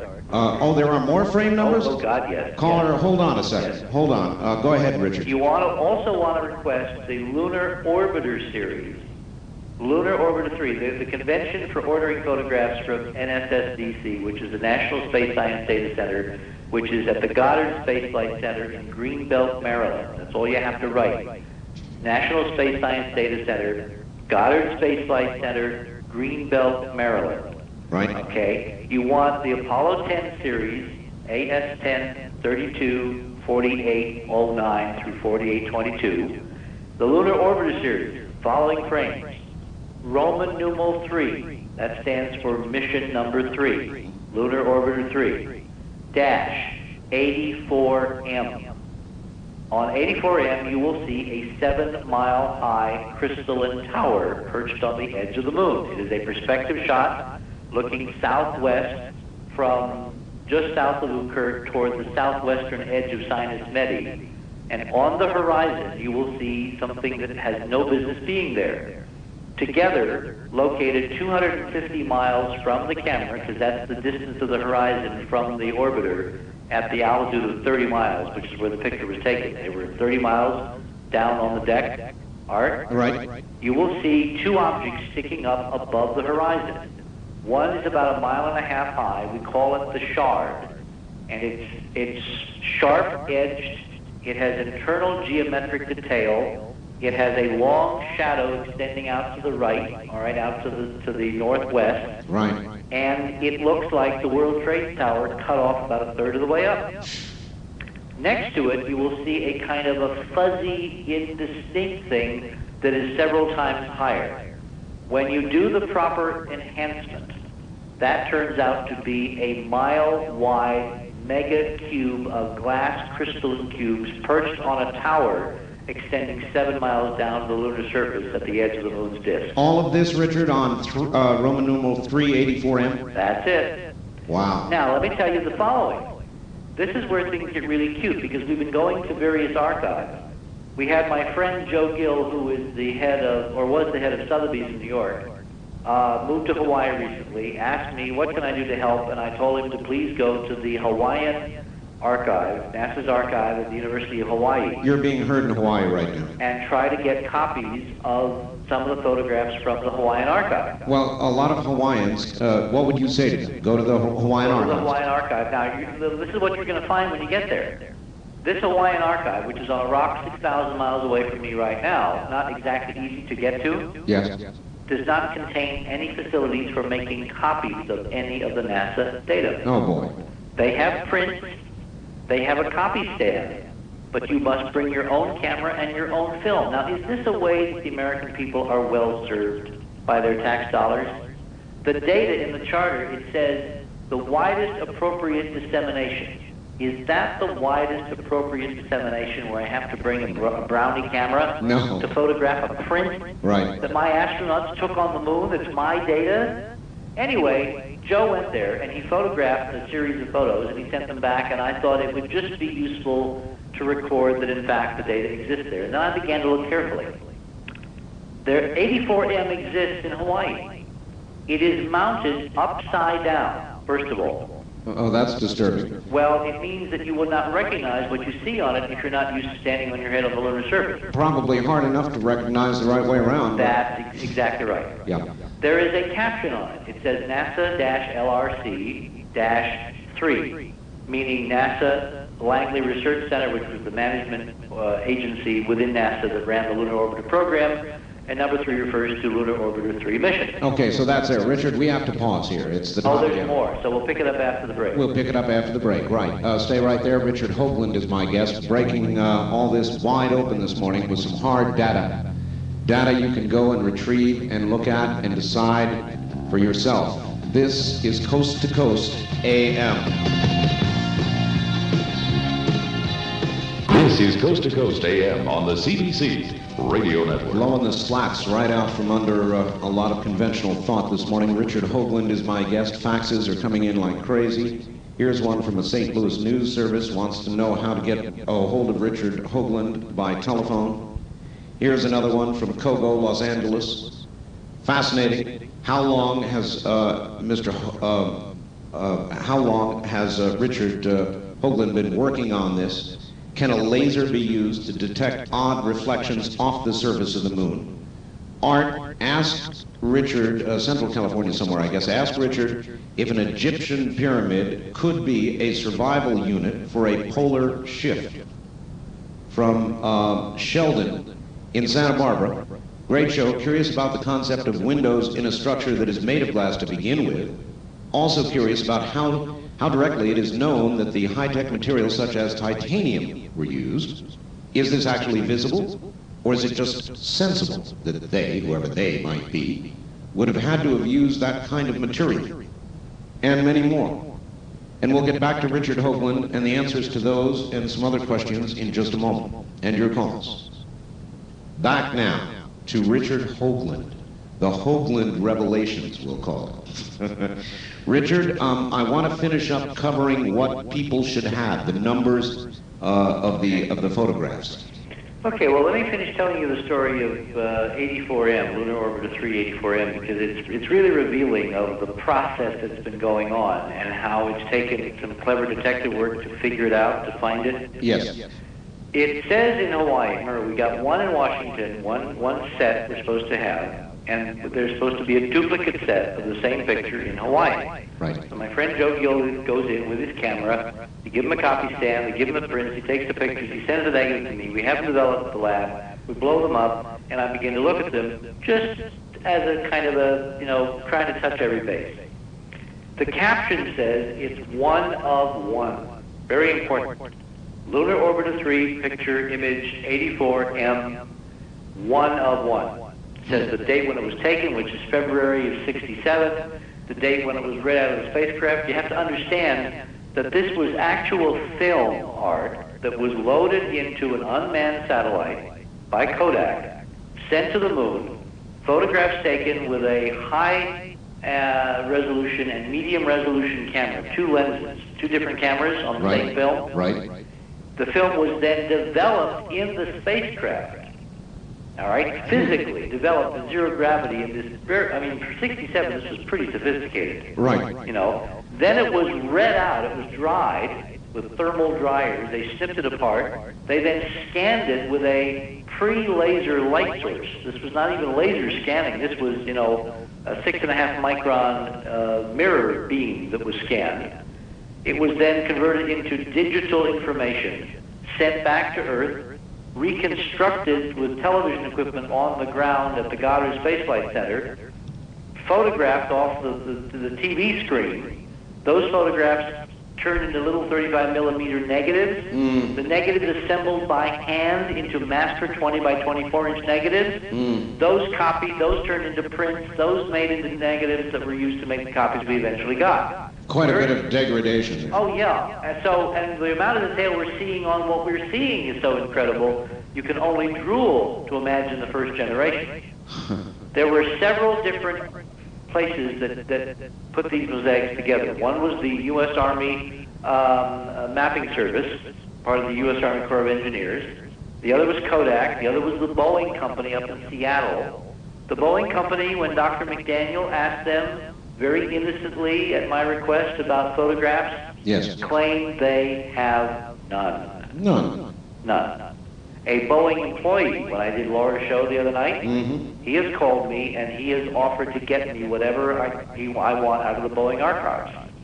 Now, why did Boeing lie to Dr. McDaniel? Why did the Public Affairs Office absolutely lie? Who else would have them, Richard? What other avenues can you pursue? All right, the National Space Science Data Center, NASA has them. Kodak should have a set. The Smithsonian should have a set in Washington, all right? There are archives at Brown University which should have a set. Have you been pursuing these other avenues? Not really, because I didn't want to alert the guys that we were looking. We had to be very judicious. So let me go back to Hawaii, because Hawaii has a set. So Joe photographs this set, and it says one of one, gives the dates when it was read out. You have to understand the fact that this is real film we're talking about. Right. This is not an electronic image. This is actual film scanned in the spacecraft. When the spacecraft crashed on the moon, eventually because of the lunar orbit perturbations, the film and the spacecraft were destroyed. That film is somewhere lying in a crater on the moon. But the electronic version of the film is back on Earth. Before Kodak sent the film in the spacecraft, it pre-exposed a pattern of little crosses, registration marks, Right. which are used to correct out any geometric irregularity. This is where things get really interesting. On the photo we've been getting from Washington, the shard, the 1.5-mile tower cut off at the knees like the World Trade Tower lopped off in the nuclear war, Yes. has one of these little registration marks right above it, sitting in the dark lunar sky, to the left of this glass cubicle tower complex located a few miles to the south. When I examined the photograph that Joe Gill sent me from the one in Hawaii, the little registration mark has moved to the south of the tower, 7 miles to the south on the image. Good Lord, how can And that is impossible. That can't happen. When you expose the image in the spacecraft, it was exposed indelibly relative to those registration marks. They can't move. Now here's where things get really weird. On 84M, there is a splotch of water droplets arching like a kind of a fake rainbow halfway down the picture. On the framelits, Right. because when they pulled the film apart in zero gravity, when the mechanical system did it, water tends not to flow in zero Oh, I gravity. see, I see. So these are like fingerprints, all right? Sure. You can identify this frame in the dark, upside down, by this splotch of droplets left on the negative. The frame in Hawaii has this splotch in exactly the same place. But when you examine the image, the little registration marks are not in the same place relative to the structures we found on the surface. Utterly impossible. Impossible. Unless someone put together the mosaic of framelits and they made a mistake and they put together part of another frame where the registration marks would have moved because it would have been a few moments between the first picture and the second picture, and parallax and triangulation would have moved the objects relative to the frame and the lunar surface. Absolute evidence of tampering. Tampering. Plus, confirmation that this tower and the shard exist on 2 pictures taken by the Lunar Orbiter series. Then I went back to a book I've got, which is impossible to get. NASA publishes gorgeous, or they used to, gorgeous catalogs of everything it was doing, Sure. and freely gave them out. I mean, I've got a book that weighs 25 pounds, is about 2 feet by 1 foot, all right? Enormous scale. You know, will give you a hernia carrying it around. It's everything you ever wanted to know about the Lunar Orbiter missions. It's got stunning photo after photo after photo after photo after photo inside. Early PR investments. Early 1967 this came out. Yeah. Blue cover, gold embossed. I mean, the first cabin, you got it from the U.S. government printing office. You paid all of, get this, $19 for this priceless document. One of our Mars mission members tried to get a copy because he's an amateur astronomer of this same catalog in the last half year. What he got, they charged him $85 for, and guess what, Art? What? It was a black and white Xerox.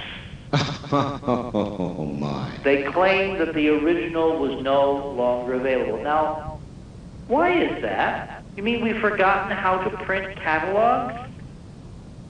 Very odd.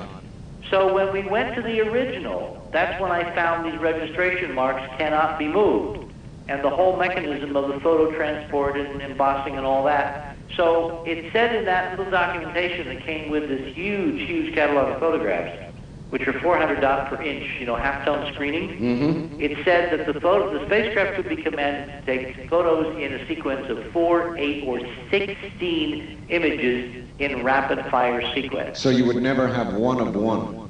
Well, you could have one of one. But if you have more than one of one, you've got 4 or 8 or 16. So somewhere out there, my bet is there are 14 other images we've got to find. You see how NASA has lied to us? Mm-hmm. And we've got absolute proof that this is not one of one. Very good, Richard. Back to the phones. Wildcard line, you're on the air with Richard Hoagland. Hello, where are you calling from, please? Hello there? No, you're not. First-time caller line, you're on the air with Richard Hoagland. Hello. Yeah, this is Matt from Portland. Portland, yes. Yeah, thanks, Richard, for all the work you're doing. Thank you. What I wanted to know is about the space probe Clementine. How it got mysteriously lost, and that asteroid is supposed to photograph in the solar system in August, I believe it is. Geographicus, right? Right. All right, that is a wonderful question. I meant to ask it myself. What's going on? What happened to Clementine? Well, gentlemen, with all due respect, I think you're asking the wrong question. The real question is, why Clementine? Why did the Pentagon, the Ballistic Missile Defense Organization, the folks that brought you SDI, that are trying to protect us from the onslaught of Russian missiles, nuclear warheads, Right. why did they suddenly get a bee in their bonnet and decide to go to the moon and photograph the hell out of the moon in only a year and a half? It is a good question. Well, the answer is they're looking at what we found. Look, in Washington, think of Washington as a medieval kingdom where you have a bunch of barons and fiefdoms. And to sit at Arthur's round table, you know, you've got to have power. To have power, you have to have knowledge. Various parts of the government are not cooperating. They are at war with each other, you know, in this barony fiefdom model. So let's say that, you know, BMDO, the Pentagon, suddenly realizes one day that it's been snookered by NASA all these years. But it can't get access to the real NASA photograph, so what does it do? Goes up itself. It goes up itself. And it shoots the hell out of the moon. 1.5 million stunning CCD images of the moon art. Now here's something interesting. When I asked the chief scientist, who's a friend of mine from NASA, who was supposed to kind of orchestrate the science for the mission, I said to him very innocently, because I knew the answer before I asked, I said, Gene, why aren't you going lower than 400 miles? Remember, the lunar orbiters were put into orbit down to 30 miles, right down on the deck. Right. So the astronauts orbited at 70 miles. Every mile presumably gives you a great enhancement. Oh, absolutely. Yes. Well, I mean, it's directly proportional. Of course. You know. So 400 miles, even with current state of the art, seem to be a little standoffish, you know, to get good data. Right. You know what he told me? Orbital instabilities. Orbital instability. Yeah, which is crap. Pardon my French. It's a nonsense answer, all right? Because the lunar orbiters experience orbital instabilities, meaning that the orbit changes a little bit because of the uneven mass concentration in the moon. Yes. But since they were monitoring microsecond to microsecond, you could correct that out by thruster control, so there'd be no danger you would crash. What about the continuing mission? Would that perhaps bear? That's a very good question, and I did look at that, but you know, that additional 300 miles would buy you so much more, and it wouldn't really damage you, because remember, the moon is 2,000 miles across. Right. The gravity goes as 1 over r squared. So if you're 200 miles, 300 miles closer, in an 1,080 mile radius, it's about, what, 0.1%? In other words, it doesn't really eat into your fuel budget. Okay. But it gets you an awful lot of increased resolution. But I know why they stayed up above 400 miles now. Why? Because some of this stuff sticks up above 70 miles and they would get whacked.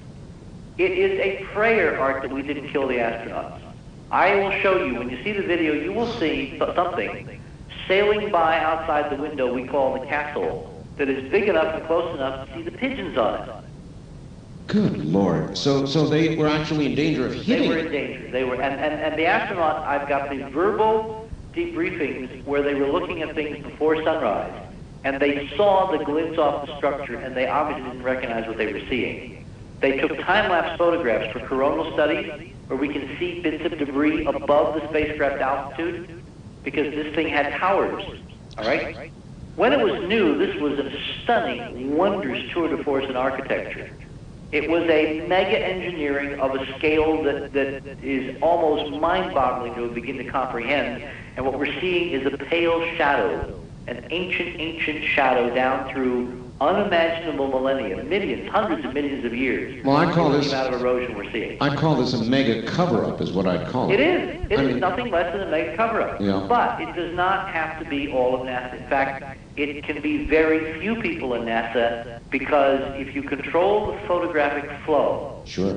and you control the access by producing dumb catalogs of black pictures that no one on their right mind would ever order except us, All right? And if you control who gets back, haven't you kind of wondered why we never went back to the moon? I've wondered about that all the time. And Richard. why the first mission back in 23 years was an unmanned Pentagon mission that photographed the hell out of the place and then promptly dropped dead? Well, oh, it is dead now? Well, to all intents and purposes, this is where things get really cute. The ostensible reason that John Noble Wilford, my esteemed colleague at the New York Times, apparently bought hook, line, and sinker. You know, I am very depressed with the state of reporting in the United States of America. We either have a very dumb class of reporters, or we have people who simply don't want to really know what's going on because, God, it might infect their job. They might have to get another job. Some of it's just lazy, Richard. It must be incredible laziness, because John Wilford, who should know better, published a story, come out of the Pentagon, that the Clementine's purpose was to test SDI technology. Now, SDI, Space Defense Initiative, finding one bullet with another and knocking it down at intercept speeds of 30,000 miles per hour. So how do you test sensors that are supposed to find one little tiny sliver of technology in the dark speeding down with a nuclear warhead with another one? Obviously, you go to a big silvery target like the moon and park in orbit and take pictures. Makes sense to me. Right. It's like training Navy sharpshooters or SEALs to assassinate Saddam Hussein by sending them to, you know, Mother Teresa. Doesn't make any sense, right? It's just absolutely kooky. The part of the mission that quasi-made sense was the asteroid rendezvous. Exactly. So guess what BMDO did the morning that Clementine on May 3rd was designed to leave lunar orbit? It announced it was closing down operations. It was killing the program. It was pulling the plug financially. New York Times, boys and girls, I've got the clippings. They're on the video. You'll see them.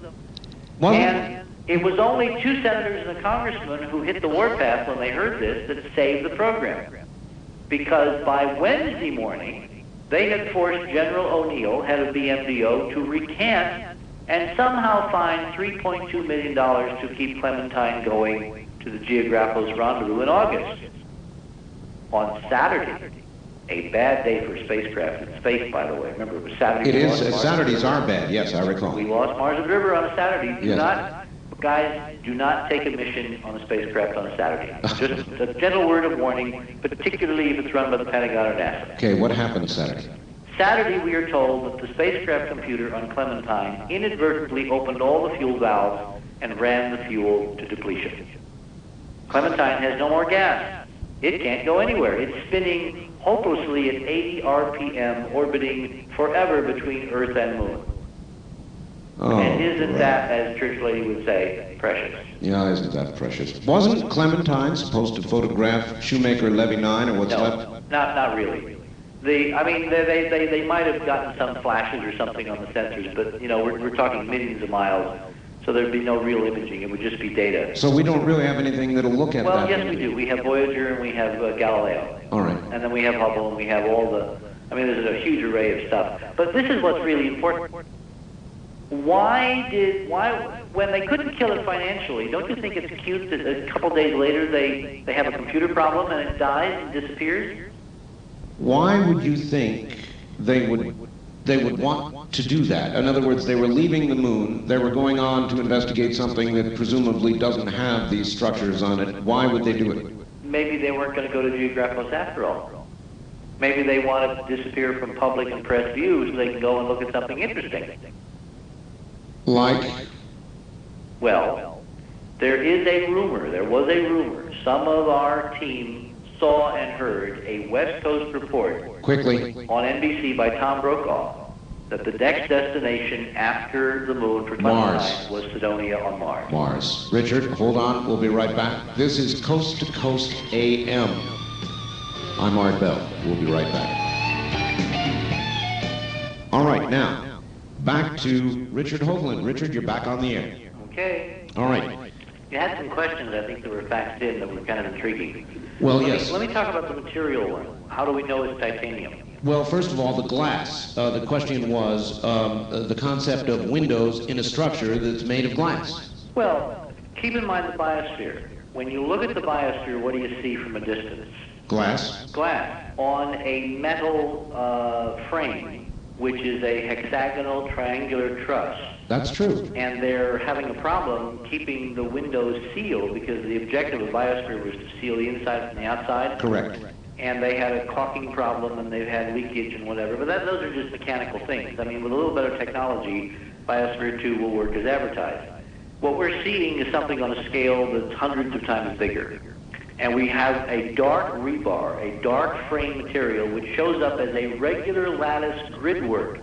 A 3D truss you can see from different angles. I mean, it's blown the geologist away. It just is impossible. And on this, you see little fragments of glass still clinging. Oh, brother. And as the spacecraft changes angle, you get specular reflection. Kind of like a window that had a rock thrown through it. Exactly. And when I flew into Albuquerque the other day at noon, I wish I had a camera because you fly over a couple of parking lots there by Kirtland. And the car windshields, of course, are all oriented at relatively the same angle.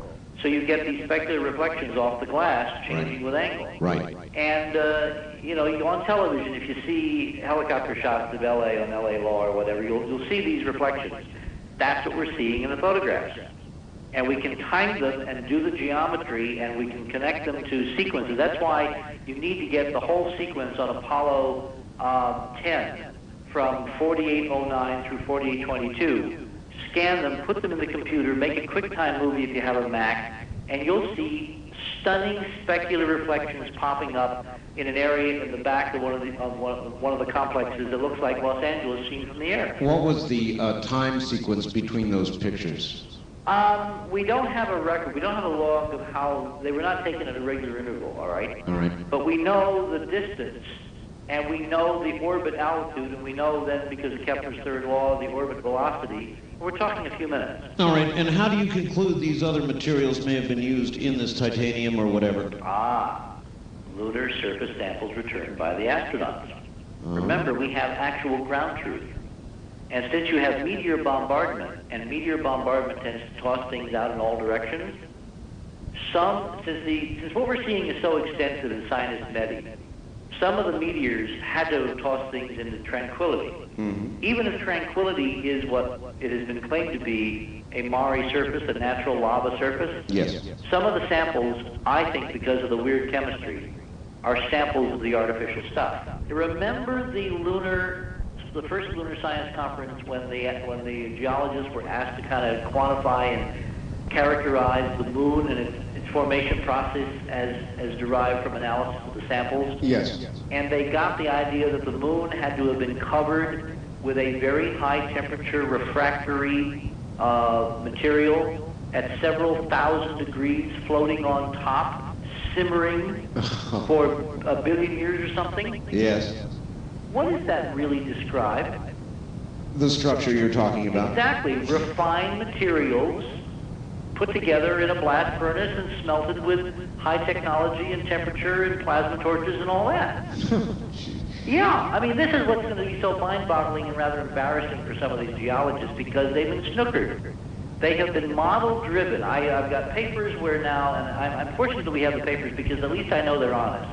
They see things, they're writing about them, it's obvious they're projecting a geological interpretation on what we now know is a geometric and artificial thing. In other words, they just weren't looking at it the right way. Well, if you're not expecting the unbelievable, will you recognize it when you see it?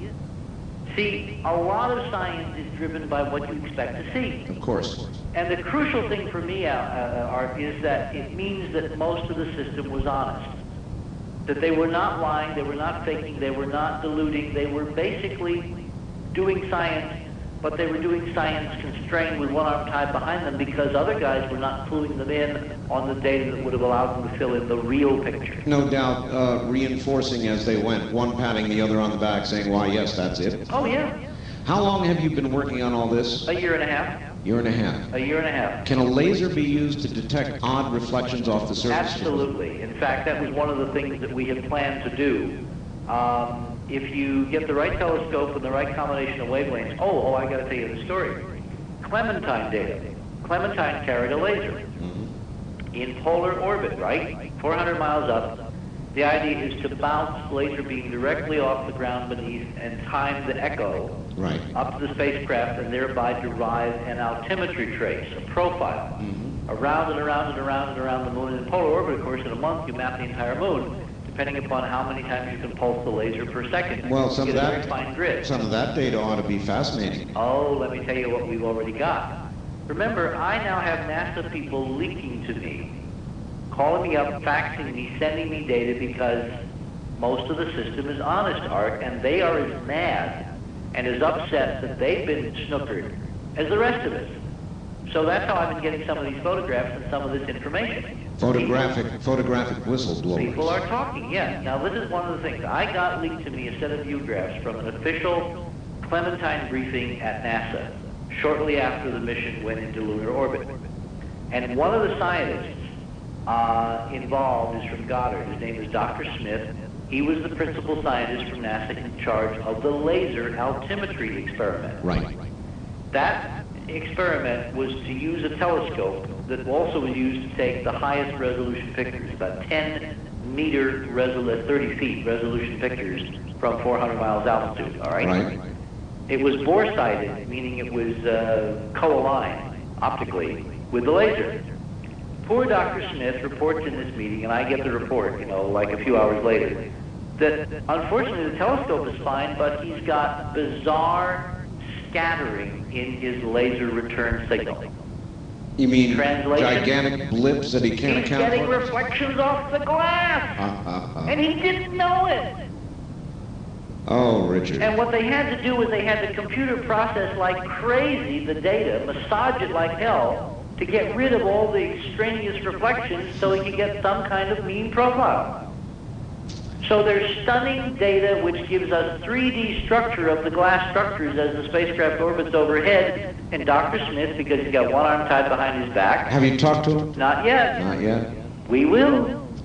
Are you're going to suggest this to him? And, of course, we already did. I actually had a colleague of mine send a fax to his office suggesting during Clementine that there was some work on anomalous photometric properties that predicted curious scattering. Yes. Because I didn't want them to turn off the instrument and think it was not working. Well, So we has now he- know that they continue to take data, and there is that data in raw form, and when it is properly... When I told this to one of our geologists, he was jumping up and down because it was a very good laser, it had very small pulse width, meaning high resolution in time. Of course. Has And he we yet... should be able to get the vertical pain. I understand. Has he yet reacted to the facts? No, nothing. It went in and nothing came out. NASA's like that these days. Things go in, they never come out. All right. Phone lines, Richard. Toll-free line, you're on the air with Richard Hoagland. Hello. Right, Art, great show. Cosmic Connector here. Where are you, sir? Portland, Oregon, KEX 1190. All right. What can we do for you? Mr. Hoagland, you've been on Mr. Bell's show several times. I wish you would elaborate on the Men of Block glyph, and I would like to get a hold of you for a guest of mine on a TV show of the MCTV cable network up here, which is not in conjunction with or against Art Bell up here. It's a private television program, mister. Thank you. Okay, well, look, why don't you send me a fax on that, and we'll see what we can work out, if we can work out something. Now, I didn't understand the first part of the question. Oh, he just left the line. I didn't understand it either. Is that about those glyphs? I think that's what he said, yes. I was about to say that's what I don't know anything about glyphs. There were, back during the Lunar Orbiter program, there was a brief flap about some spires discovered on a Lunar Orbiter 2 photograph that was published by Tom O'Toole on the front page of the Washington Post. And it all went away. But they were minuscule. They were, 7,500 feet high compared to what we've got. All right.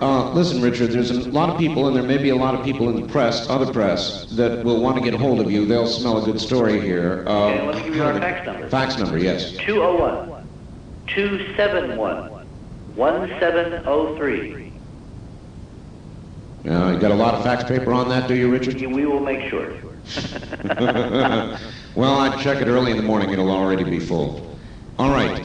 Fax number for Richard Hoagland, area code 201-271-1703. On the wild card... Oh, right. On the wild card line, you're on the air with Richard Hoagland. Hello. Mark from Collinsville, Illinois, listening to KSD. Yes, hi, Mark. Yes, Mr. Hoagland, you mentioned that one structure 7 degrees north of the equator on Euchre. Yes. What about the structures on the Sea of Crisis in Mare Imbrium? There are no structures in Mare Imbrium. What I was referring there was Mare Imbrium appears to be the only true lava upwelling that exists on the moon. The papers that I've been going through complain that even on close inspection, the signatures of lava lakes that should be on the floors of the other maria are missing. They're not there.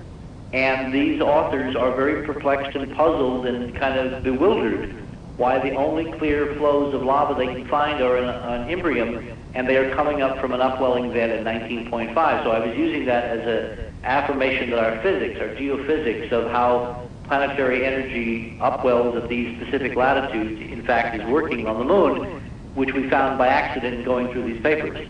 The Mare Crisium dome, which appears to be in much better shape than the Sinus Medi dome, if I can use those terms, has a 20-mile-high tower, which we found on an Apollo 16 frame.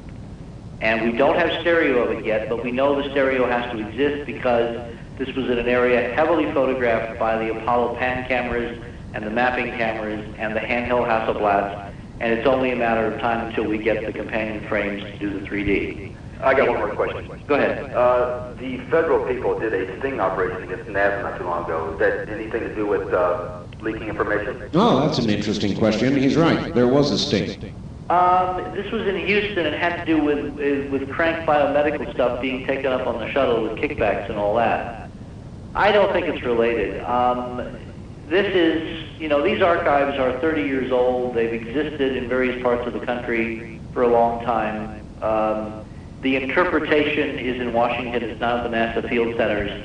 NASA headquarters is at the root of this problem. If we're going to clean house, we've got to start at the top. Ask Golden to open the files. If he doesn't, get rid of him and get somebody in there that will live in adherence to the charter. Hey, Richard, should there be a sting operation?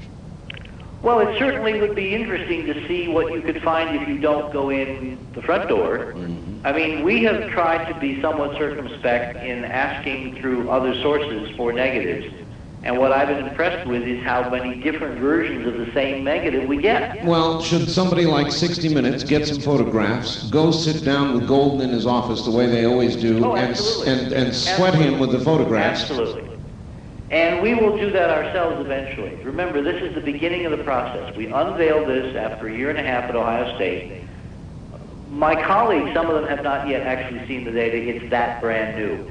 But I wanted to come out on record with it so that if the archives are tampered with, there will be a way to trace it. We have Visa card numbers, order numbers, lab numbers. We have documented everything we got from NASA.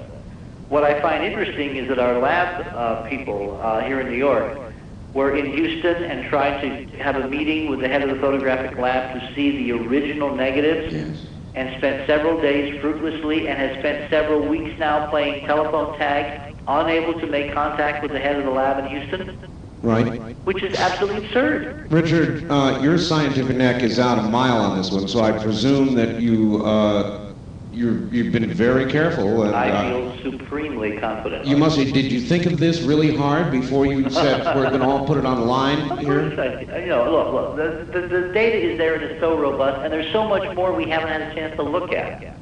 I am strongly suspecting that the scale and scope of what is there is going to be so mind-boggling that if NASA had a wholesale book burning tomorrow, they couldn't get rid of all the evidence. All right, try this, Richard. Let's say that you were on the outside looking at the presentation that you're making, trying to dig holes in it and shoot holes in it. Have you turned around and tried to look at it from that... Of course. I mean, the obvious thing is that we're looking at aberrations on the photographs. We're looking at single versions.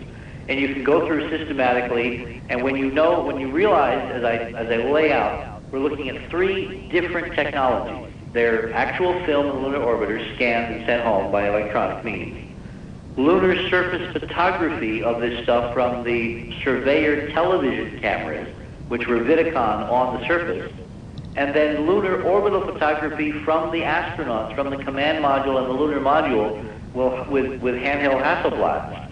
You have 3 different technologies, 5 different geometries. All right, I think that blows that right out of the water. I mean, we have really covered ourselves carefully, and we're not speculating beyond the data. I mean, I could sit here for the next hour and get into who, what, how, why, and when, and I will not do that because I want us to go back to the moon and find out who, why, how, what, and when.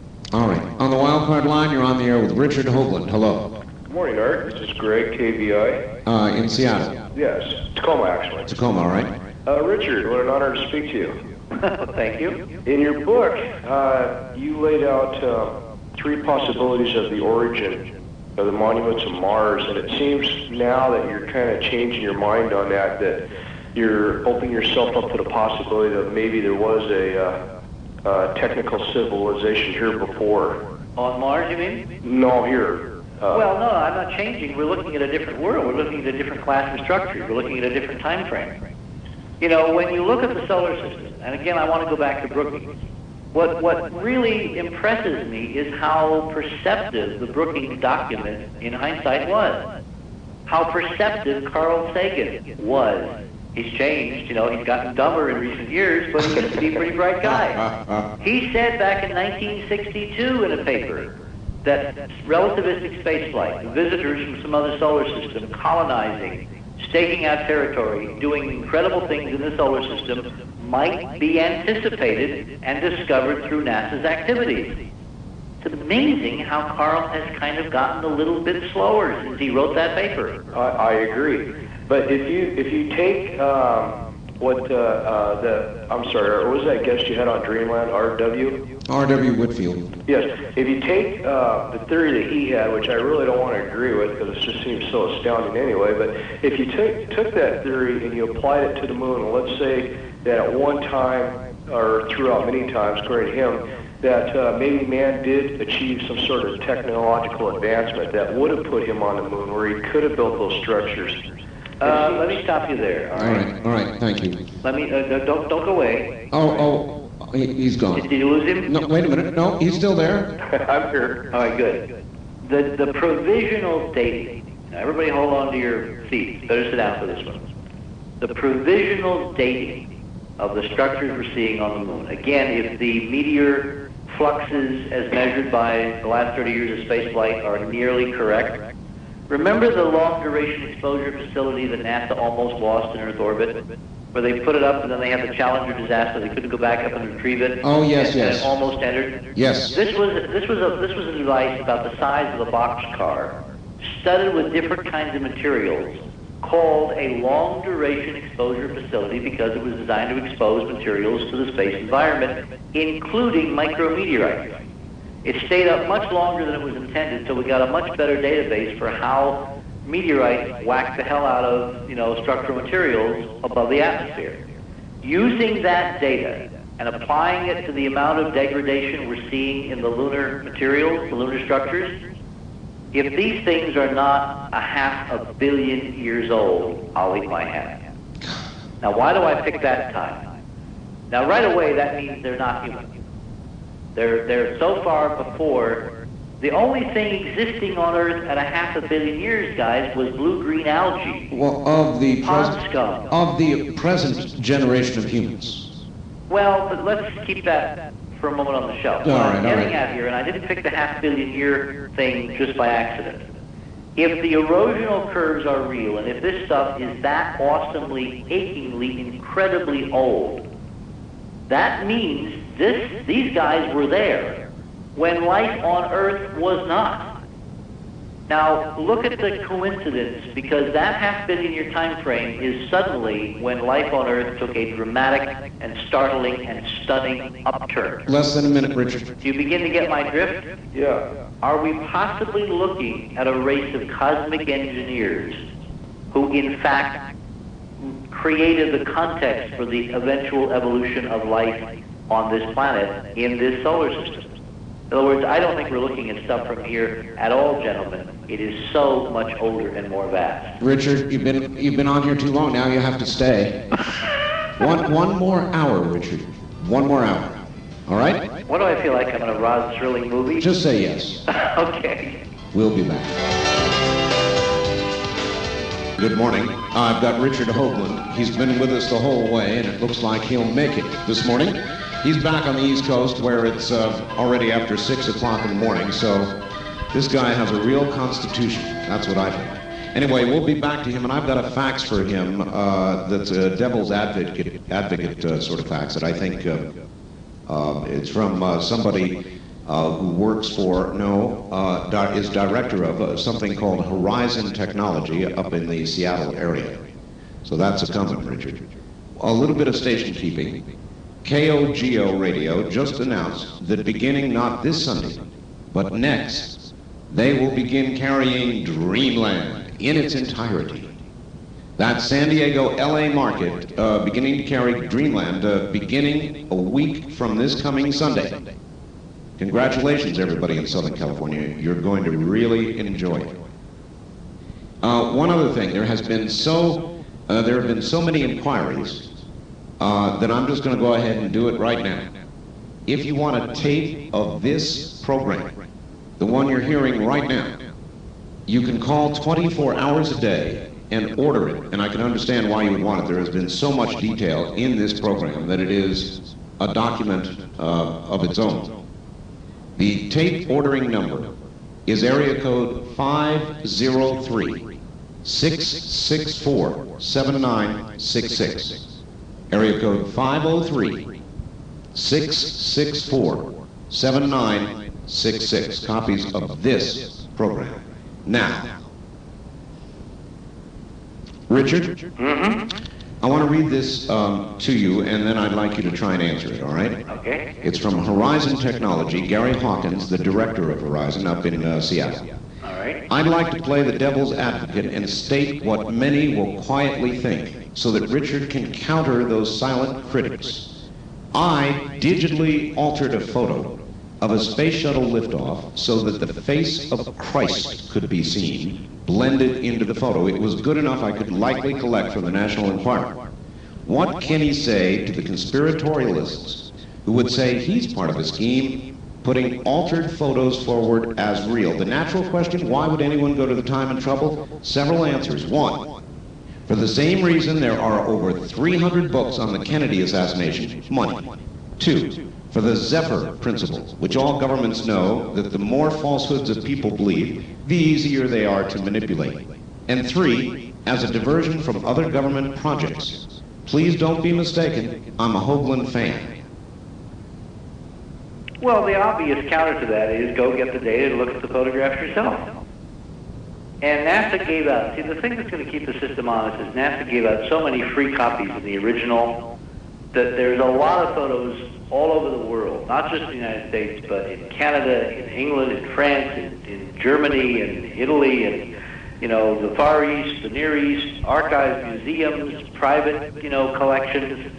We need to, with the internet and with CNN and with global telecommunications, find those people who have original material, particularly if they have documented the source, and simply compare the various generations of pictures. I think that's one of the reasons why NASA has never, ever made a consistent argument against the geometry involved in the monuments of Mars. Remember, we discovered and measured our geometry on orthographically corrected pictures from the Viking mission of Mars. When we published that data at the NASA Lewis Research Center, when we laid it out in an invited presentation for NASA Lewis, I expected, at the very least, that somebody in NASA would make the measurements and claim they didn't work. Instead, what they've done is the character assassination we've gotten used to, because in hindsight I now know that if someone in NASA were to attempt to replicate the data, and it did work, they wouldn't dare publish it because it would go against the prevailing political wisdom. And if they tried to alter the data to demonstrate, quote, it didn't work, they could always count on or be apprehensive of that someone somewhere in the world with an unaltered NASA Viking data set would come forth with a measurement that proved it did work, and then they would be caught in the cover-up. Richard, you think the government's on the internet? Of course. Are you serious? No, not fully. I was just trying to suggest that a lot of the traffic, and I've seen some of it on internet, Why, you just never know where it might be from, huh? Well, the fact is that these photographs exist in so many places. And again, I got onto this through private archives. You know, Mr. Wanke was terribly helpful. There are people who've been assiduously collecting NASA data from 20, 30 years. There's too much of it. It's like my grandmother used to say, you can't stuff all the feathers back in the pillowcase. We're going to be able to prove by comparing old data with new data up to and including the Clementine data, which we must of course demand. I mean, 1.5 million images on how many CDs that would be stacked up halfway from here to the moon. That data, by the way, is not covered by the Space Act. There is nothing that mandates that that data will ever be turned over to the people. The fact that it is all on CD, meaning we could see it tomorrow, and they're not planning to release it until December, indicates to me that somebody somewhere is very busy with a cray removing from one data set any incriminating objects. Because look, if you look at the moon with low enough resolution, it will look like the moon should look. It's only if you explore the details and if you understand lighting geometry and the refractive index of materials and you make comparisons that you find with current computer technology what we have found. I think that the computer nerds of the world are going to come into their own, frankly, Art. So do I. Because this is now where democracy really comes to the fore. I object to the term nerd. Well, I don't because it's just a name, all right? Well, it is, means but it's someone who has spent a lot of time getting to be an expert, and I used to take it as a kind of a weird compliment. Because when my friends were running around dissipating, I was looking at lunar data, and now it's paying off. Well, all right, Richard, I don't like it. I don't like nerd. It's insulting, and it doesn't do justice to the work that's been done by the individual who has the knowledge that's being scoffed at. I don't like nerd. Hello there on the wildcard line. You're on the air with Richard Hoagland. Hi, Art. Hi, Richard. This is Gary in Tacoma, listening on KVI. Yes, Gary. If you remember, I'm the guy who said he stumbled onto the unified field theory a while back. I've called your show a couple times. Yes, I recall it. Yeah, I'm so happy to hear about the structures, the tetrahedral structure and the equilateral triangles, because it's a key point in my theory. Wait, well, one of the problems that we're going to have is now separating on the moon those things which are natural from those things that are not, dependent upon resolution, of course. We have had the idea that every time you see a hole, it's a crater, an impact crater. What has not been recognized, and I will send you to any decent lunar map, notice, if you will, how many of the craters are hexagonal in form. Right. It's the hexagon is the center of the cube, which is the key part to my theory. Well, the cube, of course, is two interlocked tetrahedra. Yeah. And you know 27 lines on the general cubic surface, hyperdimensional solution by Coxeter and others. Right. Now, the thing I want to point out is that the reason I think the government wants to suppress this data immensely is the fact that if you have access to the unified field theory, you understand how systems work. And if you apply that to sociology, you understand that the chaos in this country is artificially created so that the forms of order basically have all the power and control what goes on. So it's a power thing. It's retaining power to suppress this. And I think that it's in their best interest to try and keep it from the public so they don't think about... But is it in ours? What? Is it in our best interest? No, definitely. Okay. So that's why I'm so happy to hear about what all you've done. And, I know it must have taken years to... It has taken almost 2 years, and the hardest part, you know what the hardest part has been, Art? What? Not telling anybody. I mean, can you imagine what I've been going through, sitting at a computer screen, staring at something that Arthur and other, comrades of mine in the science fiction fields would drool, would give their right arm to know exists. Oh, yes. And we have not been able to say anything because I have had to build the airtight case. There are no loopholes. Well, I absolutely agree, Richard, that if you had come out and you weren't ready, it would have been disastrous, even to a future look into this. Yep. And well, so, see, this, by the way, is why all those kooky, idiotic books by Cooper and others about the insanity going on the moon have all been disinformation. We have been subjected to an absolutely brilliant disinformation campaign from the day that Armstrong stepped foot on the moon, which basically had the effect of marginalizing and segregating various parts of the population. There's a whole cadre of books that basically the bottom line is we never went there. It was all done in a hangar in Phoenix, right? Well, obscuring reality with the fantastic, yes. Then there's the whole cadre that claim, oh, there are alien bases on the moon, and they're in lockstep with the government, and they've got big, huge vats with human body parts floating in them and all this garbage, okay? I know. Then there's the group which claim that there's top secret, incredible super science developed by the Trilateral Commission, and the brain drain is stealing all kinds of British scientists, the alternative 3 scenario. Yeah, sure. Each of these, I now believe, is absolute claptrap designed to keep the New York Times from ever looking at a lunar photograph and saying, what's that? So the media is manipulated that easily? Well, because they're lazy. I know it's true. I worked with them. All right. I was part of it, and I know they're awfully, awfully lazy. All right, on the wild card line, it's Richard Hoagland you're on the air with. Hello. Hello, Art. This is Kevin from Phoenix again. Hi, Kevin. Hi. Listen, I've got a bunch of notes here, and I was curious, Mr. Hoagland, good evening or good morning. I was wondering if you could tell me again the equilateral triangles in relationship to the clock again.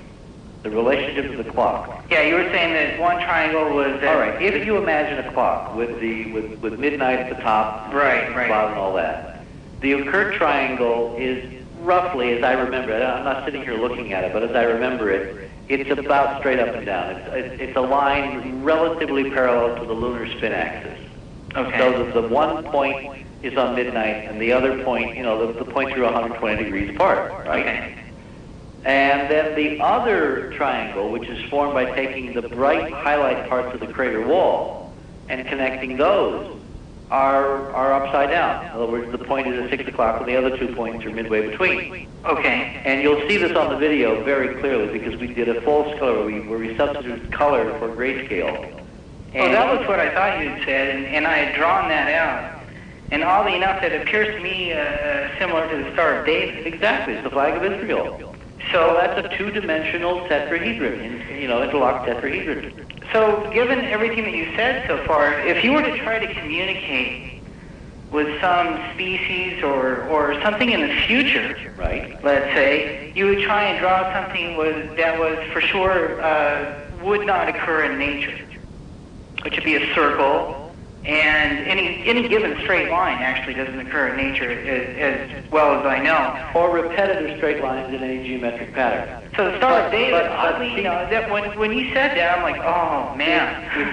If you're not familiar with our Mars work, you have to see the UN briefing. It's not just a geometry. It's a specific geometry designed to communicate a specific level of information. That cannot occur naturally. That's right. So, okay, having said that, the other thing that I have in my notes was that NASA seems to have a mission or a rationale of denial. There has to be a reason that they're not telling us this. Well, at what point in the morning did you join us? At about 12 o'clock local time. Okay, so which is about an hour, I believe, after you started. Yeah, you missed my discussion of the Brookings report. What we have found is a NASA study that was commissioned very early in NASA's history, a few months after it was formed in '58, which basically told the agency that if they discovered artifacts or evidence of ETs, they should hush them up because if they didn't, they might destroy civilization. Exactly. So we've had this ticking logical time bomb at the heart of the edifice. So we have a whole bunch of honest, visionary, dedicated people, and deep inside, they're serving a structure which basically can't fulfill their dreams because if it does, they've been told they will destroy that which they hold most dear. All right, caller, one comment. It's like Hal in 2001. The metaphor, remember Hal went crazy because he had two conflicting programs? Yes, oh yes. Caller, listen, we've got to go. Any final comment? No, sir, I don't have time. I'll talk to you tomorrow. Right, take care, thank you. Go ahead. Yes, I remember Hal, of course. On the toll-free line, you're on the air with Richard Hoagland. Hello. Yes, I have a couple of questions I'd like to ask. All right, where are you, sir? Anchorage, Alaska, sir. All right.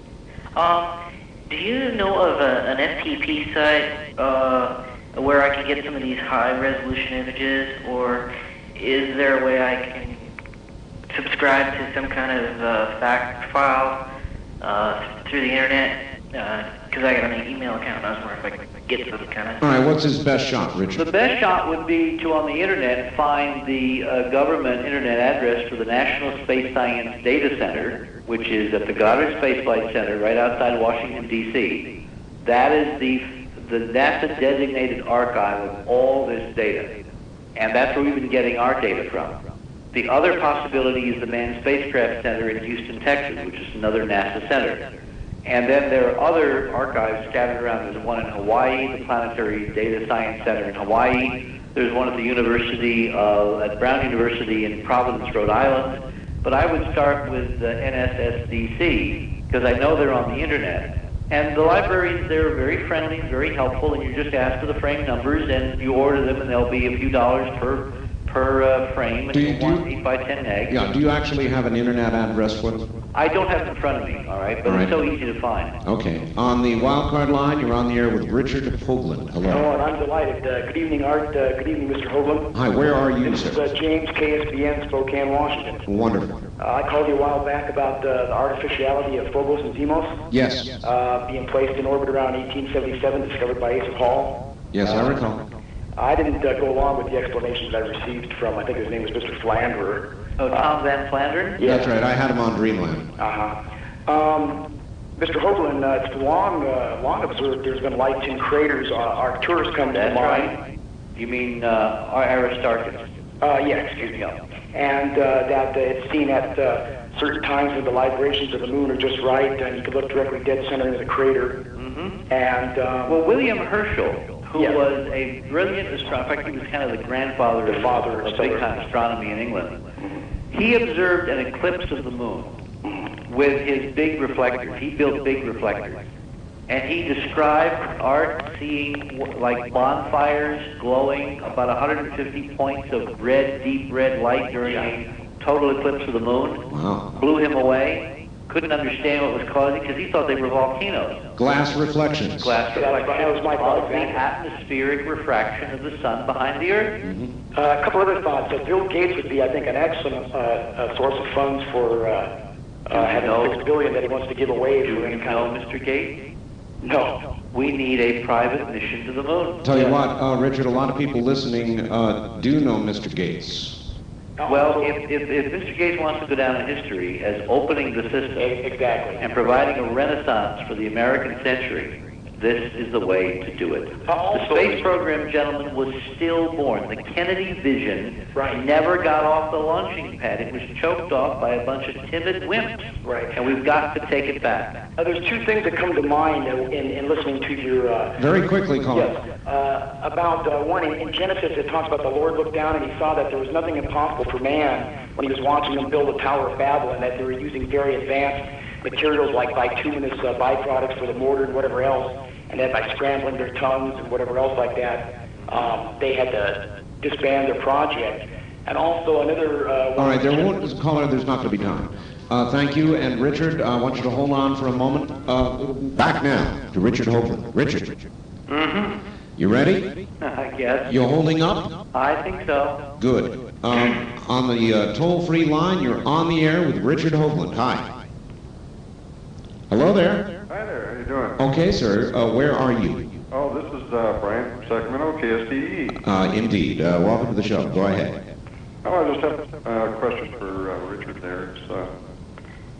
Do you have a book out, and if you do, what the name of it is, and how can I get it? Oh, good. Hit your book, Richard. Okay, well, this work, of course, began with our Mars investigation, and the book is titled The Monuments of Mars, A City on the Edge of Forever. We revised it in 1992, including the material we presented at the United Nations. We also have a series of video briefings of NASA. Remember, we've been invited in the front door at NASA to show our Mars work now 5 times. The NASA Lewis presentation is on tape, the UN presentation is on tape, and our lunar work is going to be volume 3 of the video series, and it will be available through the 800 number probably within about a month. Go ahead and give that out again. Okay, 1-800-424-0031. Ask for operator 5. That's 1-800-424-0031. Operator 5. She'll be busy. Operator 5's going to be busy. All right, on the wild card line, you're on the air. They will put you on a reservation list because it's not there yet, guys. Just be patient. With Richard Hoagland. Hello. Hello, Art. Yes, where are you, sir? This is Mike in San Diego. San Diego. Okay, Mike. Wow, this is some pretty fascinating stuff tonight. Yes. I wanted to ask Richard what his opinion on what happened with the Phobos 2 satellite from Russia a few years ago. Funny you should ask. Doesn't it strike everybody as kind of curious that as we get to the end of the process, we get so dumb and stupid and can't do anything straight? In the beginning, when space was brand new and we didn't know what we were doing, we had problems, right? Right. Rockets went down instead of up, spacecraft went over instead of out. Right. And then we got very good and we had stunning data. And we got late data live. Even the Russians were able to give data. And now suddenly nobody can do anything straight. It is. Obviously, I think that's not what's going on. I think that there's major political tampering and there is desperation because it's almost like we're in quarantine.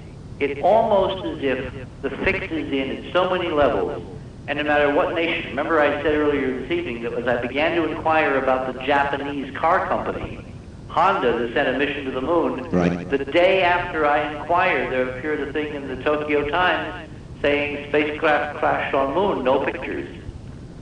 What do you think what you're doing now will cause them? Are they going to panic, Richard? I hope so.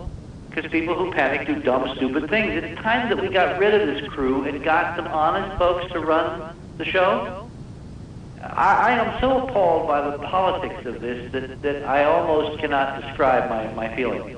I worked with Walter Cronkite. I thought I knew the moon. I lived vicariously with Armstrong and Aldrin and Cernan and Schmidt and, all the guys that went and risked their lives. And I now know, looking at this data, that we almost killed them because they were too close and they almost hit this stuff. And then when they came home, we told them they couldn't say anything. And I almost could guarantee that that's the reason that Buzz Aldrin went into a tailspin, became an alcoholic, and had all his enormous problems. I talked with a colleague of his the other day that shared an office with Aldrin at Science Applications Inc. for several years, and he was telling me that they really got very close and very intimate, and they, went hiking and they did all kinds of things, until one day he asked Aldrin innocently, "Did you guys see anything really interesting on the moon?" And he said that Aldrin got absolutely furious at him and never talked to him again. And I said to my friend, "Don't you think that was a bit of an overreaction?" I'll say. And he said, "Yes." Are you aware, Art, that Buzz Aldrin is publishing with another writer a fictional book in 1995 about the discovery of alien artifacts on the moon? No, oh my God, really? Really? Really. He's in the middle of that now? Yep. Now, what do you suppose that's all about? I don't know, something that just has to be released, maybe, on his part. Maybe. It's high time we simply got to the bottom of this. Just for our general sanity. I couldn't agree more. How can we live in a schizophrenic culture where we're supposed to have a set of documents that says that government is a servant of the people, and in fact we're their slaves? Because he who has knowledge controls everything. Well, it would only be the most important story of known human history, and here you are, perhaps with it. I can't wait for you to see the data. Yeah, it's staggering, Richard. And just in case anybody's wondering, we have diversified tapes. We have multiple copies. We have multiple copies of photographs and discs and negatives and prints, and there's no way this genie will be stuffed back in the bottle. No black men running in and grabbing it. Although I must say that Excuse me, not black men. Oh, let me stop that. Richard, hold on. Let me correct that. Not black men, but men in black. Men in black. It's late, Art. Yeah, it's late. It's right. Hello, on the wildcard line, you're on the air with Richard Hoagland. Hello, Art. Hello, Richard. This is Jason in Bellingham. Hi, Jason. I have a question about about Viking, the biological experiments when it went to Mars. Yes. I was wondering if you could comment a little bit on that. I know they did a gas exchange experiment, labeled release experiment, and a pyrolytic release experiment. Wait. You really expect me to follow this at 6 o'clock in the morning? I've been up all night. Well, even more general than that, I know that they all showed some positive, they showed positive signals of life. Yes, they did. But after that, they did more studies to show that they could all be explained by inorganic chemical reactions. Yeah, funny chemistry was the although if you actually look at the details of the AIM studies, they never really got the curves right. NASA again claims that which it can't substantiate. You know, it reminds me of that old joke. Remember Chevy Chase said, used to come on Saturday Night Live and say, I'm Chevy Chase and you're not? Mm-hmm. Well, NASA's attitude is, we're NASA and you're not. And you're not, right. And no one has had the temerity, the chutzpah, to basically ask them what's really going on, to show us the data. When you look at those experiments, they did not duplicate Levin's curves or Oriyama's curves or some of the other real experiments from Mars. They came close, but in this game, close is no cigar. If we just came close, what do you think they would do to us? You gotta have it, and they didn't have it, but they lived on their reputation, and until they killed 7 human beings, all right, which was an agency disaster of the first magnitude, we basically let them have a free ride. Now look what's happened. We have telescopes to go into orbit with lenses that can't. Oh, you want to hear the really extraordinary, headline of the hour? Yes. One of our Mars members on my prodding wrote to the Space Telescope Institute and asked them if they could, very innocently, nothing given away, could you gentlemen please point Hubble towards the moon and take pictures? Right. Guess what the response was officially on letterhead from the Space Telescope Institute from NASA? What? The moon's too close? The moon is too bright. You got it. Now do you begin to question, maybe was the mirror ever flawed, gentlemen? Yeah. Now the fact is that some of this structure is so big it can be seen with Hubble. And since we now know where to look, and you can look at Christium and see it under the correct lighting from Earth, one of the things I'm going to do in Los Angeles is to lay out for the amateur astronomer crowd in Southern California how you can see this stuff from the ground. Mm-hmm. There was, back in the 1950s, the Astronomer Royal of England, H.P. Wilkins, who wrote a series of books, who thought he saw a 60-mile-long lunar bridge. Remember that, Art? I vaguely do, yes. And guess where he thought he saw it? I'll bite. Mare Crisium. Aha. I think what he saw now was part of the structure of the dome collapsing and causing light reflections for a while, and then it collapsed to the surface, and of course it would go away. I think we better give your fax number again, please, Richard. A lot of people are going to want to get hold of you directly. Okay, area code 201-271-1703.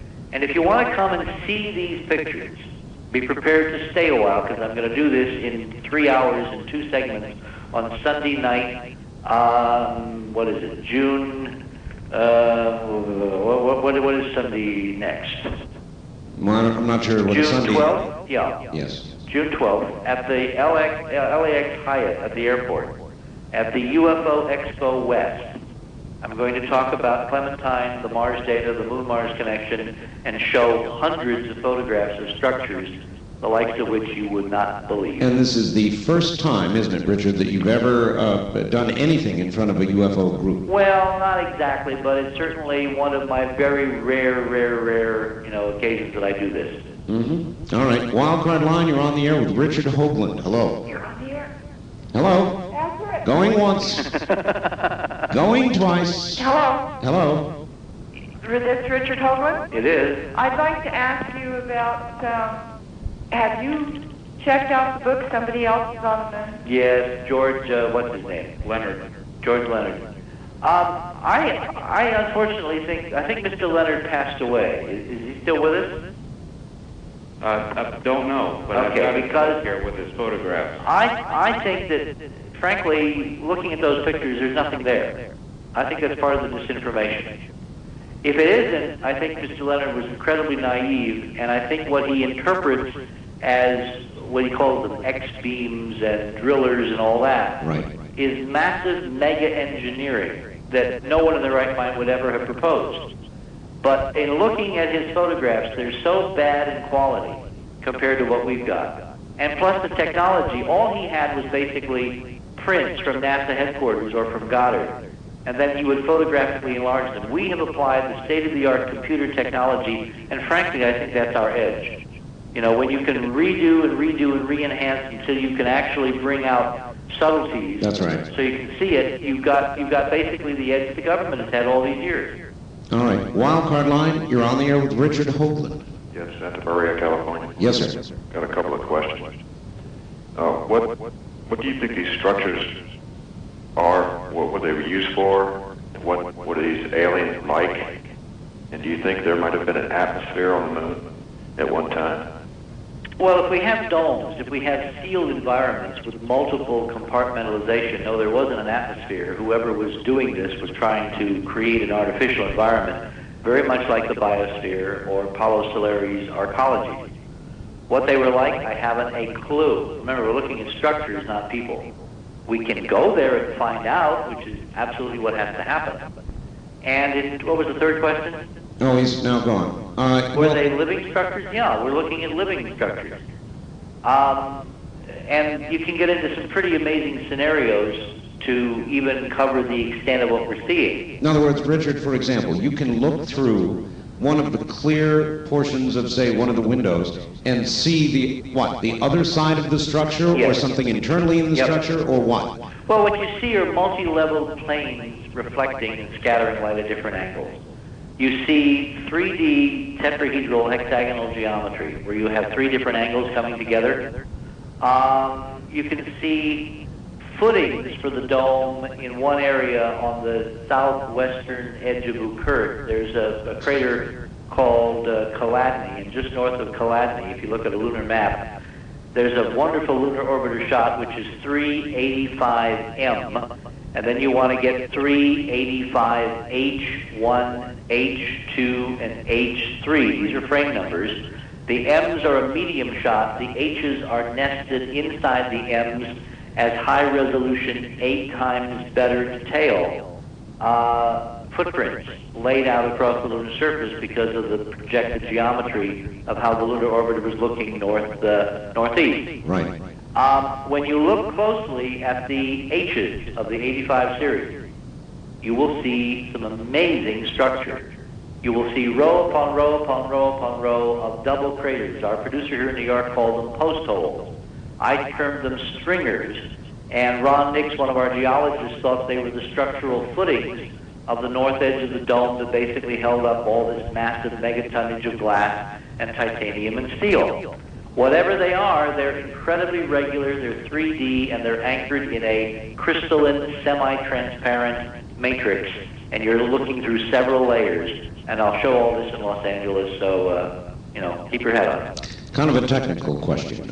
Richard, stories have sort of lives of their own in the way that they build. And what occurs is, at some point, they reach a critical mass. Then all of a sudden, the mass, the big networks, CNN, all the rest of them, will be there. Then you have a sort of critical mass situation. How long do you think it might take this story to build to that critical mass? Well, I have my targeted list of media people, some of whom have very well-known names, who have been quietly asking me to provide them with proof. This has been since Mars Observer disappeared. I now have assembled what I and my team believes is proof. And our plan is to send them copies, rough cuts, in a few days of the Ohio State presentation, and follow that up with personal briefings. And if it doesn't ignite at that point, then they're deaf, dumb, and blind, as my grandmother used to say. But the fact is that every scientist who's seen this data so far is absolutely boggled. And we live in a culture where media will be driven by the scientists. If the scientists say, yes, it's got to be there, we've got to find out, there'll be excitement. If scientists yawn, nothing will happen, because media doesn't understand how to do any investigation on its own. But you're telling us they're not yawning. They're not yawning. Absolutely. Just the contrary. Any of the people that you addressed in Ohio willing to stand up and have a microphone or a camera? Oh, yeah, absolutely. I mean, you ought to have Bruce Cornett on from Lamont. He's not with them now, but he was with Lamont Doherty.